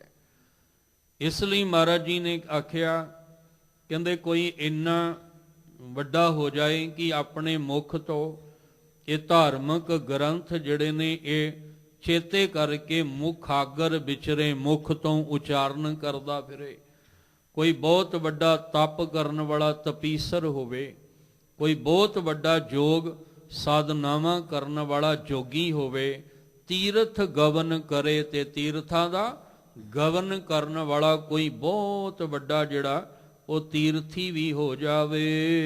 ਖਟ ਕਰਮਾਂ ਤੇ ਦੁਗਣੇ ਪੂਜਾ ਕਰਤਾ ਨਾਏ, ਰੰਗ ਨਾ ਲੱਗੀ ਪਾਰ ਬ੍ਰਹਮ ਤਾਂ ਸਰਪਰ ਨਰਕੇ ਜਾਏ। ਹੁਣ ਗੁਰੂ ਮਹਾਰਾਜ ਨੇ ਪੰਜਵੇਂ ਪਦੇ ਵਿੱਚ ਉਹਨਾਂ ਦਾ ਜ਼ਿਕਰ ਕੀਤਾ ਹੈ ਜਿਹੜੇ ਬਾਹਰੋਂ ਜਾਗਦੇ ਨਜ਼ਰ ਆਉਂਦੇ ਨੇ ਪਰ ਅੰਦਰੋਂ ਸੁੱਤੇ ਪਏ ਨੇ। ਬਾਹਰੋਂ ਧਾਰਮਿਕ ਨਜ਼ਰ ਆਉਂਦੇ ਨੇ ਵੀ ਇਹਨਾਂ ਨੇ ਰੱਬ ਪਾ ਲਿਆ, ਇਹਨਾਂ ਨੇ ਰੱਬ ਚੇਤੇ ਕਰ ਲਿਆ, ਪਰ ਅੰਦਰੋਂ ਭਾਂਡਾ ਖਾਲੀ ਪਿਆ ਹੈ। ਫਿਰ ਉਹਨਾਂ ਦੀ ਹਾਲਤ ਕੀ ਹੋਏਗੀ? ਇਸ ਲਈ ਦੇਖੋ, ਪਿਛਲੇ ਦਿਨੇ ਇੱਕ ਬੇਨਤੀ ਕੀਤੀ ਸੀ ਕਿ ਕਈ ਕਹਿੰਦੇ ਆ ਜੀ ਵੀ ਜਿਹੜੇ ਧਾਰਮਿਕ ਰਸਤੇ ਤੇ ਚੱਲਣ ਵਾਲੇ ਧਾਰਮਿਕ ਲੋਕ ਨੇ ਉਹ ਅਸੀਂ ਦੇਖਦੇ ਹਾਂ ਮਾੜੇ ਕਰਮ ਕਰਦੇ ਆ, ਇਸ ਲਈ ਅਸੀਂ ਨਾ ਗੁਰੂ ਦੁਆਰੇ ਆਉਂਦੇ ਆ, ਨਾ ਜਿਵੇਂ ਜਿਵੇਂ ਵੱਖ-ਵੱਖ ਧਰਮਾਂ 'ਚ ਆਪਾਂ ਵੰਡੇ ਹੋਏ ਆ, ਵੀ ਅਸੀਂ ਤਾਂ ਜਾਂਦੇ ਹੀ ਨਹੀਂ, ਨਾ ਸੰਗਤ ਕਰਦੇ ਆ, ਨਾ ਬਾਣੀ ਪੜ੍ਹਦੇ ਆ, ਨਾ ਨਾਮ ਸਿਮਰਨ ਕਰਦੇ ਆ, ਨਾ ਅਸੀਂ ਕੰਡੇ ਦੀ ਪੌਲ ਲੈਂਦੇ ਆ। ਅਸੀਂ ਦੇਖਦੇ ਹਾਂ ਜੀ ਆ ਜਿਹੜੇ ਜਿਨ੍ਹਾਂ ਨੇ ਇਸ ਰਾਹ ਤੁਰਨਾ ਕੀਤਾ ਉਹ ਕਿੱਦਾਂ ਦੇ ਕਰਮ ਕਰਦੇ ਆ, ਪਰ ਅਸੀਂ ਉਹਨਾਂ ਮਗਰ ਲੱਗ ਕੇ ਆਪਣੀ ਜ਼ਿੰਦਗੀ ਕਿਉਂ ਅਸੀਂ ਤਬਾਹ ਕਰੀਏ? ਸਾਹਿਬ ਕਹਿੰਦੇ ਕਰਮੀ ਆਪੋ ਆਪਣੀ ਹੈ। ਉਹਨਾਂ ਵੱਲ ਵੇਖ ਕੇ ਆਪਣੇ ਪੈਰ ਤੇ ਕੁਹਾੜਾ ਕਿਉਂ ਮਾਰਦਾ? ਤੂੰ ਆਪਣੀ ਕਮਾਈ ਕਰ, ਉਹ ਆਪਣੀ ਕਰਦੇ ਆ। ਉਹ ਜਿੱਦਾਂ ਦੀ ਉਹ ਕਰਦੇ ਆ ਉਹ ਫਲ ਲੈ ਲੈਣਗੇ, ਜਿੱਦਾਂ ਦੀ ਤੂੰ ਕਰੇਂਗਾ ਉਦਾਂ ਦਾ ਫਲ ਤੂੰ ਲੈ ਲੇਗਾ। ਪਰ ਉਹਨਾਂ ਵੱਲ ਵੇਖ ਕੇ ਤੂੰ ਆਪਣਾ ਰਸਤਾ ਕਿਉਂ ਬਦਲਦਾ ਹੈ? ਦੀਨ ਗਵਾਇਆ ਦੁਨੀ ਸਿਉ ਦੁਨੀ ਨਾ ਚਾਲੀ, ਸਾਥ ਪਾਏ ਕੁਹਾੜਾ ਮਾਰਿਆ ਗਾਫਲ ਆਪਣੇ ਹਾਥ। ਤੂੰ ਕਿਉਂ ਐਵੇਂ ਗਾਫਲ ਬਣਦਾ ਹੈ? ਉਹਨਾਂ ਵੱਲ ਵੇਖ ਕੇ ਤੂੰ ਪੋਜ਼ਿਟਿਵ ਪੱਖ ਲੈ ਕੇ ਉਹਨਾਂ ਵੱਲ ਵੇਖ ਜਿਨ੍ਹਾਂ ਨੇ ਅੰਦਰੋਂ ਕਮਾਈ ਕੀਤੀ ਹੈ। ਤੂੰ ਬਾਹਰੋਂ ਜਿਨ੍ਹਾਂ ਨੇ ਅਡੰਬਰ ਰਚ ਕੇ ਧਰਮ ਨਾਲ ਖਿਲਵਾੜ ਕੀਤਾ, ਤੂੰ ਉਹਨਾਂ ਵੱਲ ਵੇਖ ਕੇ ਨੈਗੇਟਿਵ ਸੋਚ ਆਪਣੀ ਬਣਾ ਕੇ ਬੈਠਾ ਹੈ। ਪਰ ਉਹਨਾਂ ਵੱਲ ਵੀ ਤਾਂ ਵੇਖ ਜਿਨ੍ਹਾਂ ਨੇ ਅੰਦਰੋਂ ਕਮਾਇਆ ਹੈ, ਜਿਨ੍ਹਾਂ ਨੇ ਅੰਦਰੋਂ ਕਮਾ ਕੇ ਦਿਖਾਇਆ ਤੇ ਜਿਨ੍ਹਾਂ ਨੂੰ ਅਸੀਂ ਚੇਤੇ ਕਰਦੇ ਹਾਂ ਰੋਜ਼, ਜਿਨ੍ਹਾਂ ਸਿੰਘਾਂ ਸਿੰਘਣੀਆਂ ਨੇ ਧਰਮ ਹੇਤ ਸੀਸ ਦਿੱਤੇ, ਬੰਦ ਬੰਦ ਕਟਾਏ, ਖੋਪਰੀਆਂ ਲੁਹਾਈਆਂ, ਚਰਖੀਆਂ ਤੇ ਚੜੇ ਰੋਜ਼। ਉਹਨਾਂ ਨੂੰ ਵੀ ਤੇ ਅਸੀਂ ਚੇਤੇ ਕਰਦੇ ਹਾਂ ਜਿਨ੍ਹਾਂ ਨੇ ਕਮਾਈਆਂ ਕੀਤੀਆਂ ਨੇ। ਇਸ ਲਈ ਸਤਿਗੁਰੂ ਮਹਾਰਾਜ ਸੱਚੇ ਪਾਤਸ਼ਾਹ ਕਹਿੰਦੇ ਕੇਵਲ ਇਹਨਾਂ ਬਾਹਰ ਦੇ ਅਡੰਬਰ ਰਚਣ ਵਾਲਿਆਂ ਵੱਲ ਵੇਖ ਕੇ ਪਰਮੇਸ਼ਵਰ ਦਾ ਰਾਹ, ਵਾਹਿਗੁਰੂ ਜੀ ਦਾ ਰਾਹ ਨਾ ਛੱਡ ਬੈਠਿਓ। ਇਹ ਤਾਂ ਨਰਕਾਂ ਦੇ ਭਾਗੀ ਬਣਨਗੇ ਹੀ ਬਣਨਗੇ। ਅਸੀਂ ਵੀ ਜੇ ਉਹਨਾਂ ਦੇ ਮਗਰ ਲੱਗ ਕੇ ਤੁਰ ਪਏ ਤੇ ਫਿਰ ਅਸੀਂ ਵੀ ਤੇ ਨਰਕਾਂ ਦੇ ਭਾਗੀ ਹੀ ਬਣਾਂਗੇ। ਜਾਂ ਇੱਕ ਦਿਨ ਇਤਿਹਾਸ ਦੀ ਵਿਚਾਰ ਚੱਲੀ ਸੀ ਤੇ ਉੱਥੇ ਸਵਾਲ ਆਇਆ ਸੀ ਕਿ ਦੱਸੋ ਮਹਾਰਾਜ ਹਿੰਦੂ ਵੱਡਾ ਕਿ ਮੁਸਲਮਾਨ ਹੋਈ, ਤੇ ਮਹਾਰਾਜ ਨੇ ਆਖਿਆ ਸੀ ਸ਼ੁਭ ਅੰਬਲਾਂ ਬਾਝੋਂ ਦੋਵੇਂ ਰੋਈ, ਤੇ ਸੰਗਤ ਵਿੱਚੋਂ ਇੱਕ ਨੇ ਆਖਿਆ ਸੀ ਫਿਰ ਇਹ ਤੇ ਉਹਨਾਂ ਦੀ ਗੱਲ ਕੀਤੀ ਆ, ਆਪਣੀ ਥੋੜੀ ਕੀਤੀ ਹੈ, ਕਿ ਇਹਨਾਂ ਵਿੱਚ ਫਿਰ ਅਸੀਂ ਤਾਂ ਆਉਂਦੇ ਹੀ ਨਹੀਂ, ਅਸੀਂ ਤੇ ਵੱਖਰੇ ਆ। ਨਹੀਂ, ਮਹਾਰਾਜ ਸਾਨੂੰ ਵੀ ਕਹਿੰਦੇ ਆ। ਉਸ ਵੇਲੇ ਜਿਨ੍ਹਾਂ ਨੇ ਜਿੰਨਾ ਸਵਾਲ ਕੀਤਾ ਮਹਾਰਾਜ ਨੇ ਉਹਨਾਂ ਜਵਾਬ ਦੇ ਦਿੱਤਾ, ਕਿਉਂਕਿ ਉਹਨਾਂ ਨੇ ਪੁੱਛਿਆ ਹੀ ਦੋਵਾਂ ਵਾਸਤੇ ਸੀ ਕਿ ਹਿੰਦੂ ਵੱਡਾ ਕਿ ਮੁਸਲਮਾਨ ਹੋਈ। ਸਤਿਗੁਰੂ ਮਹਾਰਾਜ ਨੇ ਆਖਿਆ ਸ਼ੁਭ ਅਮਲਾਂ ਬਾਝੋਂ ਦੋਵੇਂ ਰੋਈ। ਇਸ ਲਈ ਜੇ ਅੱਜ ਦੀ ਗੱਲ ਕਰੀਏ ਤੇ ਮਹਾਰਾਜ ਕਹਿੰਦੇ ਗੁਰੂ ਕੇ ਸਿੱਖਾ ਇਹ ਗੱਲ ਤੇਰੇ ਉੱਤੇ ਵੀ ਲਾਗੂ ਹੁੰਦੀ ਹੈ। ਜੇ ਤੂੰ ਗੁਰਬਾਣੀ ਸੁਣ ਕੇ ਅਮਲ ਨਹੀਂ ਕਰੇਗਾ, ਜੇ ਤੂੰ ਗੁਰੂ ਦੀ ਗੱਲ ਸੁਣ ਕੇ ਉਹਦੇ ਤੇ ਅਮਲ ਨਹੀਂ ਕਰੇਗਾ ਤੇ ਰੋਣਾ ਤੈਨੂੰ ਵੀ ਪਵੇਗਾ। ਇਸ ਲਈ ਅਸੀਂ ਨਹੀਂ ਆਪਣਾ ਪੱਲਾ ਝਾੜ ਕੇ ਪਾਸੇ ਹੋ ਜਾਣਾ ਵੀ ਸਾਨੂੰ ਥੋੜੀ ਮਹਾਰਾਜ ਨੇ ਕਿਹਾ। ਨਹੀਂ, ਸਾਨੂੰ ਵੀ ਮਹਾਰਾਜ ਉਨੀ ਗੱਲ ਕਹਿੰਦੇ ਆ ਜਿੰਨੀ ਦੂਜਿਆਂ ਨੂੰ ਸਮਝਾਉਂਦੇ ਆ। ਗੁਰੂ ਗੋਬਿੰਦ ਸਿੰਘ ਜੀ ਨੇ ਕਿਹਾ ਨਹੀਂ, ਗੁਰੂ ਸਾਹਿਬ ਕਹਿੰਦੇ ਰਹਿਤ ਬਿਨਾ ਨਾ ਸਿੱਖ ਕਹਾਵੇ, ਰਹਿਤ ਬਿਨਾ ਦਰ ਚੋਟਾਂ ਖਾਵੇ। ਮੈਨੂੰ ਰਹਿਤਵਾਨ ਸਿੱਖ ਚਾਹੀਦਾ ਹੈ, ਜਿਹੜਾ ਰਹਿਤ ਤੋਂ ਨਹੀਂ ਬਿਨਾ ਚੱਲਦਾ ਹੈ ਉਹ ਮੇਰਾ ਸਿੱਖ ਅਖਾਉਣ ਦੇ ਯੋਗ ਨਹੀਂ। ਤੇ ਗੁਰੂ ਰਾਮਦਾਸ ਜੀ ਨੇ ਰਹਿਤ ਦੀ ਗੱਲ ਨਹੀਂ ਕੀਤੀ, ਉਹ ਸਿੱਖਾਂ ਵਾਸਤੇ ਹੀ ਕੀਤੀ ਹੈ ਮਹਾਰਾਜ ਨੇ। ਗੁਰ ਸਤਿਗੁਰੂ ਕਾਜੋ ਸਿੱਖ ਅਖਾਏ ਸੋ ਭਲਕੇ ਉੱਠ ਹਰ ਨਾਮ ਧਿਆਵੈ। ਉਹ ਰਹਿਤ ਦੀ ਗੱਲ ਗੁਰੂ ਸਾਹਿਬ ਨੇ ਕੀਤੀ ਹੈ। ਮਹਾਰਾਜ ਕਹਿੰਦੇ ਸਿੱਖ ਤਾਂ ਅਖਾਓਗੇ ਜਾਂ ਆ ਰਹਿਤਵਾਨ ਬਣ ਕੇ ਚੱਲੋਗੇ। ਜੇ ਤੁਹਾਡੇ ਕੋਲ ਰਹਿਤ ਹੀ ਕੋਈ ਨਹੀਂ ਹੈ ਫਿਰ ਤੁਸੀਂ ਕਾਹਦੇ ਸਿੱਖ ਹੋ?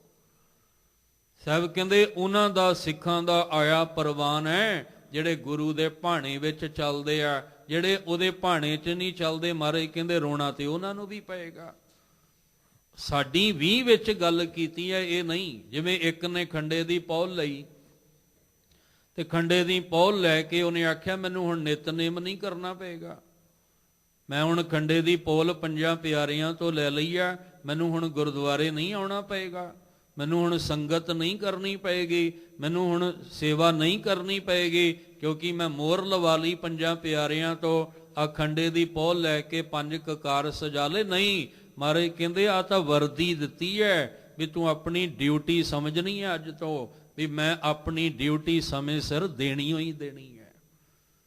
ਜਦੋਂ ਕਿਸੇ ਫੌਜੀ ਨੂੰ ਵਰਦੀ ਮਿਲ ਜਾਂਦੀ ਹੈ ਨਾ ਟ੍ਰੇਨਿੰਗ ਤੋਂ ਬਾਅਦ, ਤੇ ਉਹਨੂੰ ਇਹ ਪੱਕਾ ਹੋ ਜਾਂਦਾ ਵੀ ਆ ਮੈਂ ਆਪਣੀ ਜਿਹੜੀ ਮੈਨੂੰ ਜ਼ਿੰਮੇਵਾਰੀ ਦਿੱਤੀ ਹੈ ਨਾ ਇਹਨੂੰ ਮੈਂ ਇਮਾਨਦਾਰੀ ਨਾਲ ਨਿਭਾਉਣਾ ਹੈ ਅੱਜ ਤੋਂ। ਇਹ ਵਰਦੀ ਹੈ, ਇਹ ਸਾਨੂੰ ਸਿਖਾਉਂਦੀ ਹੈ ਕਿ ਅੱਜ ਤੋਂ ਮੈਂ ਇਮਾਨਦਾਰੀ ਨਾਲ ਆਪਣੀ ਡਿਊਟੀ ਨਿਭਾਉਣੀ ਹੈ। ਮੈਂ ਨਿਤ ਉੱਠ ਗਾਵੋ ਪ੍ਰਭ ਕੀ ਬਾਣੀ ਦਾ, ਇਹ ਡਿਊਟੀ ਹੈ ਮੇਰੀ। ਮੈਂ ਨਿਤ ਉੱਠ ਕੇ ਨਿਤਨੇਮ ਨਾਲ ਜੁੜਨਾ ਹੈ, ਇਹ ਮੇਰੀ ਅੱਜ ਤੋਂ ਡਿਊਟੀ ਪੱਕੀ ਹੋ ਗਈ ਹੈ। ਇਹ ਨਹੀਂ ਕਿ ਸਾਨੂੰ ਹੁਣ ਲੋੜ ਹੀ ਨਹੀਂ ਹੈ ਸੇਵਾ ਸਿਮਰਨ ਸਤ ਸੰਗ ਦੀ, ਲੋੜ ਹੀ ਨਹੀਂ ਹੈ। ਇਸ ਲਈ ਸਤਿਗੁਰੂ ਮਹਾਰਾਜ ਨੇ ਆਖਿਆ, ਕਹਿੰਦੇ ਨੇ ਭਾਵੇਂ ਕੋਈ ਤਪੀਸਰ ਹੋ ਜਾਏ, ਭਾਵੇਂ ਕੋਈ ਸ਼ਾਸਤਰ ਸਿਮਰਤ ਵੇਦ ਦਾ ਮੁਖ ਤੋਂ ਉਚਾਰਨ ਕਰਨ ਵਾਲਾ ਹੋ ਜਾਏ, ਭਾਵੇਂ ਤੀਰਥਾਂ ਦਾ ਗਵਨ ਕਰਨ ਵਾਲਾ ਹੋ ਜਾਏ, ਇਸ ਤੋਂ ਇਲਾਵਾ ਖੱਟ ਕਰਮਾਂ ਤੇ ਦੁੱਗਣੇ ਖੱਟ ਕਰਮ ਨੇ 6 ਪ੍ਰਕਾਰ ਦੇ। ਦੁੱਗਣੇ ਜੇ ਆਪਾਂ ਕਰ ਦਈਏ ਤੇ ਕਿੰਨੇ ਬਣ ਜਾਂਦੇ ਆ? 12। ਸਨਾਤਨ ਧਰਮ ਦੇ ਵਿੱਚ ਜਿਹੜੇ ਨੇ ਉਹ ਦੁਆ 10 ਕਰਮ ਦੀ ਗੱਲ ਆਈ ਹੈ। ਦੁਆ 10, ਦੁਆ ਦਾ ਅਰਥ 2 ਹੁੰਦਾ, 10 ਪਲੱਸ ਕਰ ਦਈਏ ਤੇ 12। ਕਹਿੰਦੇ ਭਾਵੇਂ ਤੁਸੀਂ 12 ਕਰਮ ਜਿਹੜੇ ਨੇ ਇਸ ਤਰ੍ਹਾਂ ਦੇ ਕਰ ਲਓ। ਕਿਸ ਤਰ੍ਹਾਂ ਦੇ ਹੁੰਦੇ ਆ? ਕਹਿੰਦੇ ਪੜ੍ਹਨਾ, ਪੜ੍ਹਾਉਣਾ, ਯੱਗ ਕਰਨਾ, ਯੱਗ ਕਰਾਉਣਾ, ਦਾਨ ਦੇਣਾ, ਦਾਨ ਲੈਣਾ। ਇਹ 6 ਪ੍ਰਕਾਰ ਦੇ ਜਿਹੜੇ ਨੇ ਸਨਾਤਨੀ ਧਰਮ ਦੇ ਮੁਤਾਬਕ ਇਹਨਾਂ ਨੂੰ ਮੰਨਿਆ ਗਿਆ। ਤੇ ਜੇ ਇਹਨਾਂ ਨੂੰ ਆਪਾਂ ਦੁੱਗਣਾ ਕਰ ਦਈਏ ਤੇ ਦੁੱਗਣਾ ਬਣ ਜਾਂਦਾ ਇਸ਼ਨਾਨ, ਜਪ, ਹਵਨ, ਦੇਵ ਪੂਜਾ ਤੇ ਤੀਰਥਾਂ ਦਾ ਗਵਨ। ਇਹ 6 ਇਹ ਹੋ ਗਏ ਤੇ 6 ਉਹ ਹੋ ਗਏ, ਦੁੱਗਣੇ ਹੋ ਗਏ। ਕਹਿੰਦੇ ਜੇ ਕੋਈ ਖੱਟ ਕਰਮ ਜਿਹੜੇ ਨੇ ਕਰੇ, ਖੱਟ ਤੋਂ ਵੀ ਦੁੱਗਣੇ ਵੀ ਕੋਈ ਕਰਮ ਕਰ ਲਵੇ, 12 ਜਿਹੜੇ ਦੁਆ 10 ਕਰਮ ਨੇ ਉਹ ਵੀ ਕਰਨ ਵਾਲਾ ਹੋ ਜਾਏ। ਪੂਜਾ ਕਰਤਾ ਨਾਏ, ਔਰ ਸਭ ਕਹਿੰਦੇ ਕੋਈ ਵੱਖ-ਵੱਖ ਪ੍ਰਕਾਰ ਦੀਆਂ ਪੂਜਾਵਾਂ ਜਿਹੜੀਆਂ ਨੇ ਉਹ ਕਰਨ ਵਾਲਾ ਹੋਵੇ, ਤੇ ਬਾਹਰੋਂ ਨਹਾਉਣ ਵਾਲਾ ਜਿਹੜਾ ਹੈ ਉਹ ਹੋਵੇ। ਇਹ ਸਾਰੇ ਪ੍ਰਕਾਰ ਦੇ ਸਰੀਰਕ ਤਲ ਦੇ ਉੱਤੇ ਇਸ ਤਰ੍ਹਾਂ ਦਾ ਕੋਈ ਬਣ ਜਾਵੇ, ਪਰ ਸਭ ਕਹਿੰਦੇ ਰੰਗ ਨਾ ਲੱਗੀ ਪਾਰ ਬ੍ਰਹਮ। ਤੇ ਜੇ ਅੰਦਰ ਪਰਮੇਸ਼ਵਰ ਦੇ ਨਾਮ ਦਾ ਰੰਗ ਨਾ ਲੱਗਾ, ਜੇ ਅੰਦਰ ਪਰਮੇਸ਼ਵਰ ਦੇ ਨਾਮ ਦੀ ਪ੍ਰੀਤ ਪੈਦਾ ਨਾ ਹੋਈ, ਜੇ ਅੰਦਰ ਪਰਮੇਸ਼ਵਰ ਦੇ ਨਾਮ ਦੇ ਪ੍ਰਤੀ ਪਿਆਰ ਨਾ ਅੰਦਰ ਬਣਿਆ, ਰੰਗ ਨਾ ਲੱਗੀ ਪਾਰ ਬ੍ਰਹਮ, ਤਾਂ ਸਰ ਪਰ ਨਰਕੇ ਜਾਏ। ਤਾਂ ਸਰ ਪਰ ਦਾ ਮਤਲਬ ਹੈ ਜ਼ਰੂਰ। ਮਹਾਰਾਜ ਕਹਿੰਦੇ ਕੋਈ ਸ਼ੱਕ ਨਹੀਂ, ਇਹਦੇ 'ਚ ਕੋਈ ਦੋਰਾਵਾ ਨਹੀਂ, ਕੋਈ ਇਹਦੇ ਵਿੱਚ ਸ਼ੰਕਾ ਕਿੰਤੂ ਪਰੰਤੂ ਨਹੀਂ ਹੈ, ਉਹ ਨਰਕਾਂ ਦਾ ਭਾਗੀ ਬਣ ਜਾਏਗਾ। ਇਸ ਲਈ ਮਹਾਰਾਜ ਕਹਿੰਦੇ ਇਕੱਲੇ ਤਨ ਕਰਕੇ ਸ਼ਾਸਤਰ ਸਿਮਰਤੀ ਵੇਦ ਇਹ ਜਿਹੜੇ ਨੇ ਇਹਨਾਂ ਨਾਲ ਜੁੜਨਾ, ਜਾਂ ਤਨ ਕਰਕੇ ਤਪ ਕਰਨਾ, ਤਨ ਕਰਕੇ ਤੀਰਥਾਂ ਦਾ ਗਵਨ ਕਰਨਾ, ਇਹਦੇ ਨਾਲ ਸਫਲਤਾ ਨਹੀਂ ਮਿਲਣੀ। ਇਹ ਸਾਰਾ ਕੁਝ ਇੱਕ ਪਾਸੇ ਰੱਖ ਕੇ ਉਹਦੇ ਮਾਲਕ ਦੇ ਚਰਨਾਂ ਨਾਲ ਪਿਆਰ ਪਾ ਲਓ, ਕਿਉਂਕਿ ਉਹਨੇ ਤਨ ਦੇ ਕਰਕੇ ਇਹ ਸਾਰੇ ਕਰਮ ਕਰਕੇ। ਕਰਮ ਕਦੋਂ ਬਣਨਾ? ਜਦੋਂ ਮਨ ਹੋਣਾ। ਤੇ ਸਾਹਿਬ ਕਹਿੰਦੇ ਨੇ ਉਹ ਮਿਲਣਾ ਕਿਵੇਂ ਹੈ? ਸਾਚ ਕਹੋ ਸੁਨ ਲਿਓ ਸਭੈ, ਜਿਨ ਪ੍ਰੇਮ ਕੀਓ ਤਿਨ ਹੀ ਪ੍ਰਭ ਪਾਇਓ। ਤੇ ਸਤਿਗੁਰੂ ਮਹਾਰਾਜ ਨੇ ਆਖਿਆ ਸੀ ਨਾ, ਤੀਰਥਾਂ ਤੇ ਮੈਂ ਰੋਕਦਾ ਨਹੀਂ, ਜਾਓ, ਪਰ ਉਸ ਤੀਰਥ ਤੇ ਜਾਓ ਜਿੱਥੇ ਜਾ ਕੇ ਸਫਲਤਾ ਮਿਲੇ, ਉਸ ਤੀਰਥ ਤੇ ਜਾਓ ਜਿੱਥੇ ਕਾਮਯਾਬੀ ਮਿਲੇ। ਨਹੀਂ ਤਾਂ ਬਾਹਰ ਦੇ ਤੀਰਥਾਂ ਤੇ ਜਾਣ ਵਾਲੇ ਜਾ ਰਹੇ ਨੇ ਤਨ ਧੋਤਾ ਮਨ ਹੱਛਾ ਨਾ ਹੋਏ। ਤੀਰਥ ਨਹਾਵਣ ਜਾਓ, ਤੀਰਥ ਨਾਮ ਹੈ। ਆ ਜਿਹੜੇ ਦਿਨ ਚੱਲਦੇ ਆ 12 ਮਾਹਾਂ ਦੇ ਮੁਤਾਬਕ ਕਹਿ ਲਈਏ ਤਾਂ ਉਹ ਜਿਹੜਾ ਦਿਨ ਚੱਲਦਾ ਹੈ ਮਾਘ ਦਾ, ਤੇ ਅਸੀਂ ਪੂਰਾ ਜ਼ੋਰ ਲਾਉਂਦੇ ਆ ਉਸ ਵਾਹਿਗੁਰੂ ਨੂੰ ਚੇਤੇ ਕਰਨ ਲੱਗੇ ਆ। ਪਰ ਸਾਹਿਬ ਕਹਿੰਦੇ ਜਿਹੜਾ ਤੈਨੂੰ ਵਿੱਚ ਸਿੱਖਿਆ ਦਿੱਤੀ ਸੀ ਉਹਦੇ ਤੇ ਅਮਲ ਕਰ। ਤੈਨੂੰ ਸਿੱਖਿਆ ਦਿੱਤੀ ਸੀ ਮਾਘ ਮਜਨ ਸੰਗ ਸਾਧੂਆਂ ਧੂੜੀ ਕਰ, ਇਸ਼ਨਾਨ ਹਰਿ ਕਾ ਨਾਮ ਧਿਆਏ ਸੁਣ, ਸਭਨਾ ਨੂੰ ਕਰ ਦਾਨ, ਜਨਮ ਕਰਮ ਮਲ ਉਤਰੈ, ਮਨ ਤੇ ਜਾਏ ਗੁਮਾਨ। ਜੇ ਤੇਰੇ ਜਨਮ ਦੇ ਵਿੱਚ ਕੀਤੇ ਹੋਏ ਕਰਮ ਦੀ ਮਲ ਅੰਦਰ ਉਤਰ ਜਾਂਦੀ ਹੈ ਤੇ ਫਿਰ ਤੇਰਾ ਤੀਰਥ ਤੇ ਨਹਾਉਣਾ ਸਫਲ ਹੈ। ਤੇਰੇ ਮੁਖ ਤੋਂ ਉਚਾਰਨ ਕੀਤਾ ਹੋਇਆ ਇਹ ਪਾਠ ਸਫਲ ਹੈ। ਤੇ ਜੇ ਕਹਿੰਦੇ ਅੰਦਰ ਦੀ ਮਾਲੀ ਨਾ ਉਤਰੀ ਤੇ ਫਿਰ ਭਾਵੇਂ ਤੂੰ ਜਿੰਨਾ ਮਰਜ਼ੀ ਕੰਠ ਕਰ ਕਰਕੇ ਸੁਣਾਈ ਜਾ, ਉਹਦਾ ਕੀ ਲਾਭ ਜੇ ਤੇਰੇ ਅੰਦਰ ਹੀ ਵਿਕਾਰਾਂ ਦੀ ਮਲ ਨਾ ਉਤਰੀ ਤਾਂ। ਇਸ ਲਈ ਸਭ ਕਹਿੰਦੇ ਆ ਇਹ ਸਾਰੇ ਠੀਕ ਹੈ, ਪਰ ਜੇ ਅੰਦਰ ਵਾਹਿਗੁਰੂ ਪ੍ਰਤੀ ਪ੍ਰੇਮ ਹੀ ਪੈਦਾ ਨਾ ਹੋਇਆ, ਜੇ ਅਕਾਲ ਪੁਰਖ ਜੀ ਪ੍ਰਤੀ ਪ੍ਰੀਤ ਹੀ ਪੈਦਾ ਨਾ ਹੋਈ, ਤੇ ਫਿਰ ਨਰਕਾਂ ਦੇ ਭਾਗੀ ਬਣਨਾ ਪੈਣਾ ਹੈ। ਤੇ ਦੁੱਖਾਂ ਤੋਂ ਛੁਟਕਾਰਾ ਕੋਈ ਨਹੀਂ ਜੇ ਹੋਣਾ। ਇਸ ਲਈ ਰੰਗ ਨਾ ਲੱਗੀ ਪਾਰ ਬ੍ਰਹਮ, ਤਾਂ ਸਰ ਪਰ ਨਰਕੇ ਜਾਏ। ਇਹ ਫਿਰ ਨਰਕ ਦੇ ਭਾਗੀ ਬਣਨਾ ਪਏਗਾ। ਸਮੇਂ ਦੇ ਅਨੁਸਾਰ ਇਹ 5ਵੇਂ ਪਦੇ ਤੱਕ ਦੀ ਵਿਚਾਰ ਨੂੰ ਹੀ ਆਪ ਜੀ ਨੇ ਕਬੂਲ ਕਰ ਲੈਣਾ। ਦੇਖੋ ਵਿਚਾਰ ਤੇ 10-15 ਮਿੰਟਾਂ 'ਚ ਵੀ ਹੋ ਸਕਦੀ ਹੈ, ਪਰ ਆਪਾਂ ਸਮਝ ਕੇ ਚੱਲਣਾ ਹੈ, ਤਾਂ ਕਿ ਇੱਕ ਦਿਨ ਸਾਨੂੰ ਇਹ ਗੱਲ ਸਮਝ ਆ ਜਾਏ ਤੇ ਅਸੀਂ ਕੇਵਲ ਦਿਖਾਵਾ ਕਰਨ ਵਾਸਤੇ ਨਹੀਂ, ਫਾਰਮੈਲਿਟੀ ਕਰਨ ਵਾਸਤੇ ਨਹੀਂ, ਰਸਮੀ ਤੌਰ ਤੇ ਨਹੀਂ, ਅਸੀਂ ਦਿਲੋਂ ਗੁਰੂ ਗ੍ਰੰਥ ਸਾਹਿਬ ਜੀ ਨਾਲ ਪਿਆਰ ਕਰਨਾ ਹੈ। ਜਿਸ ਦਿਨ ਦਿਲੋਂ ਗੁਰੂ ਸਾਹਿਬ ਨਾਲ ਪਿਆਰ ਕਰ ਲਾਂਗੇ, ਉਸ ਦਿਨ ਸਾਡਾ ਆਉਣਾ, ਇਹ ਕੀਰਤਨ, ਇਹ ਕਥਾ, ਇਹ ਸੇਵਾ ਸਿਮਰਨ, ਇਹ ਸਭ ਕੁਝ ਸਫਲ ਹੋ ਜਾਏਗਾ। ਜਿਸ ਦਿਨ ਸਾਡੇ ਅੰਦਰ ਮਨ ਕਰਕੇ ਵਾਹਿਗੁਰੂ ਜੀ ਦੇ ਚਰਨਾਂ ਪ੍ਰਤੀ ਪਿਆਰ ਪੈਦਾ ਹੋ ਜਾਏਗਾ। ਰੇ ਮਨ ਐਸੀ ਹਰਿ ਸਿਉ ਪ੍ਰੀਤ ਕਰ। ਕਿੰਨੀਆਂ ਉਦਾਹਰਨਾਂ ਦਿੱਤੀਆਂ ਵੀ ਇਦਾਂ ਪ੍ਰੀਤ ਕਰ। ਅਸੀਂ ਵੀ ਅਰਦਾਸ ਕਰੀਏ, ਵਾਹਿਗੁਰੂ ਤੁਹਾਡੇ ਦਰ ਤੇ ਆਏ ਆ, ਬਾਹਰੋਂ ਨਹੀਂ ਅੰਦਰੋਂ ਗੋਲੇ ਬਣ ਜਾਈਏ ਤੇ ਤੁਹਾਡੇ ਦਰ ਤੇ ਆਉਣਾ ਸਾਡਾ ਮੁਬਾਰਕ ਹੋ ਜਾਵੇ।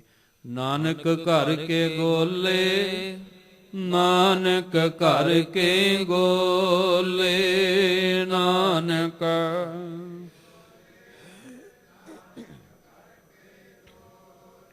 ਤੁਮਰੀ ਸ਼ਰਨ ਤੁਮਾਰੀ ਆਸਾ, ਤੁਮਰੀ ਸ਼ਰਨ ਤੁਮਾਰੀ ਆਸਾ।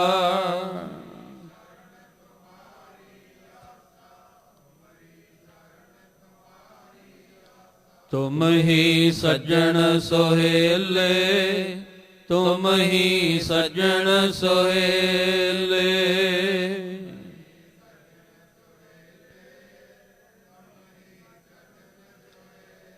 ਰਾਖੋ ਰਾਖਣਹਾਰ ਦਇਆਲਾ, ਰਾਖੋ ਰਾਖਣਹਾਰ ਦਇਆਲਾ।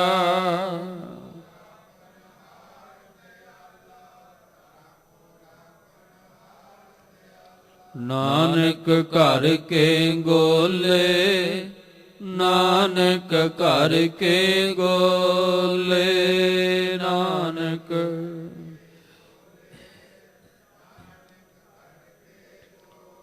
ਵਾਹਿਗੁਰੂ ਵਾਹਿਗੁਰੂ ਵਾਹਿਗੁਰੂ ਵਾਹਿਗੁਰੂ, ਵਾਹਿਗੁਰੂ ਵਾਹਿਗੁਰੂ ਵਾਹਿਗੁਰੂ ਵਾਹਿਗੁਰੂ।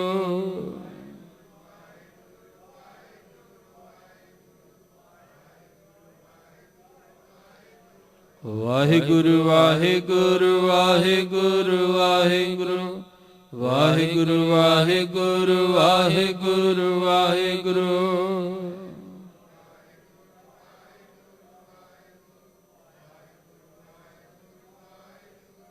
ਨਾਨਕ ਘਰ ਕੇ ਗੋਲੇ, ਨਾਨਕ ਘਰ ਕੇ ਗੋਲੇ, ਨਾਨਕ।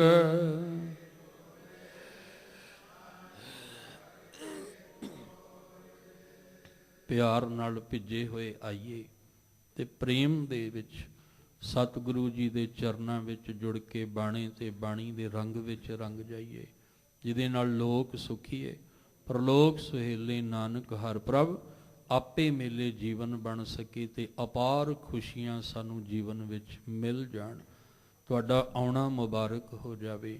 ਅੱਜ ਦੀ ਵਿਚਾਰ ਕੀਤੀਆਂ ਬੇਅੰਤ ਭੁੱਲਾਂ ਹੋਈਆਂ ਸਤਿਗੁਰੂ ਬਖਸ਼ ਦੇਣ। ਅੱਗੇ ਤੋਂ ਮੇਰ ਦਾ ਹੱਥ ਰੱਖ ਕੇ ਨਿਵਾਜਣ। ਗੁਰੂ ਅਰਜਨ ਦੇਵ ਪਾਤਸ਼ਾਹ ਜੀ ਦੇ ਪਾਵਨ ਬਚਨ ਆਪਣੇ ਹਿਰਦੇ ਅੰਦਰ ਵਸਾ ਲਈਏ ਜੀ। ਖਟ ਕਰਮਾਂ ਤੇ ਦੁਗਣੇ, ਪੂਜਾ ਕਰਤਾ ਨਾਏ। ਰੰਗ ਨਾ ਲੱਗੀ ਪਾਰ ਬ੍ਰਹਮ, ਤਾਂ ਸਰਪਰ ਨਰਕੇ ਜਾਏ।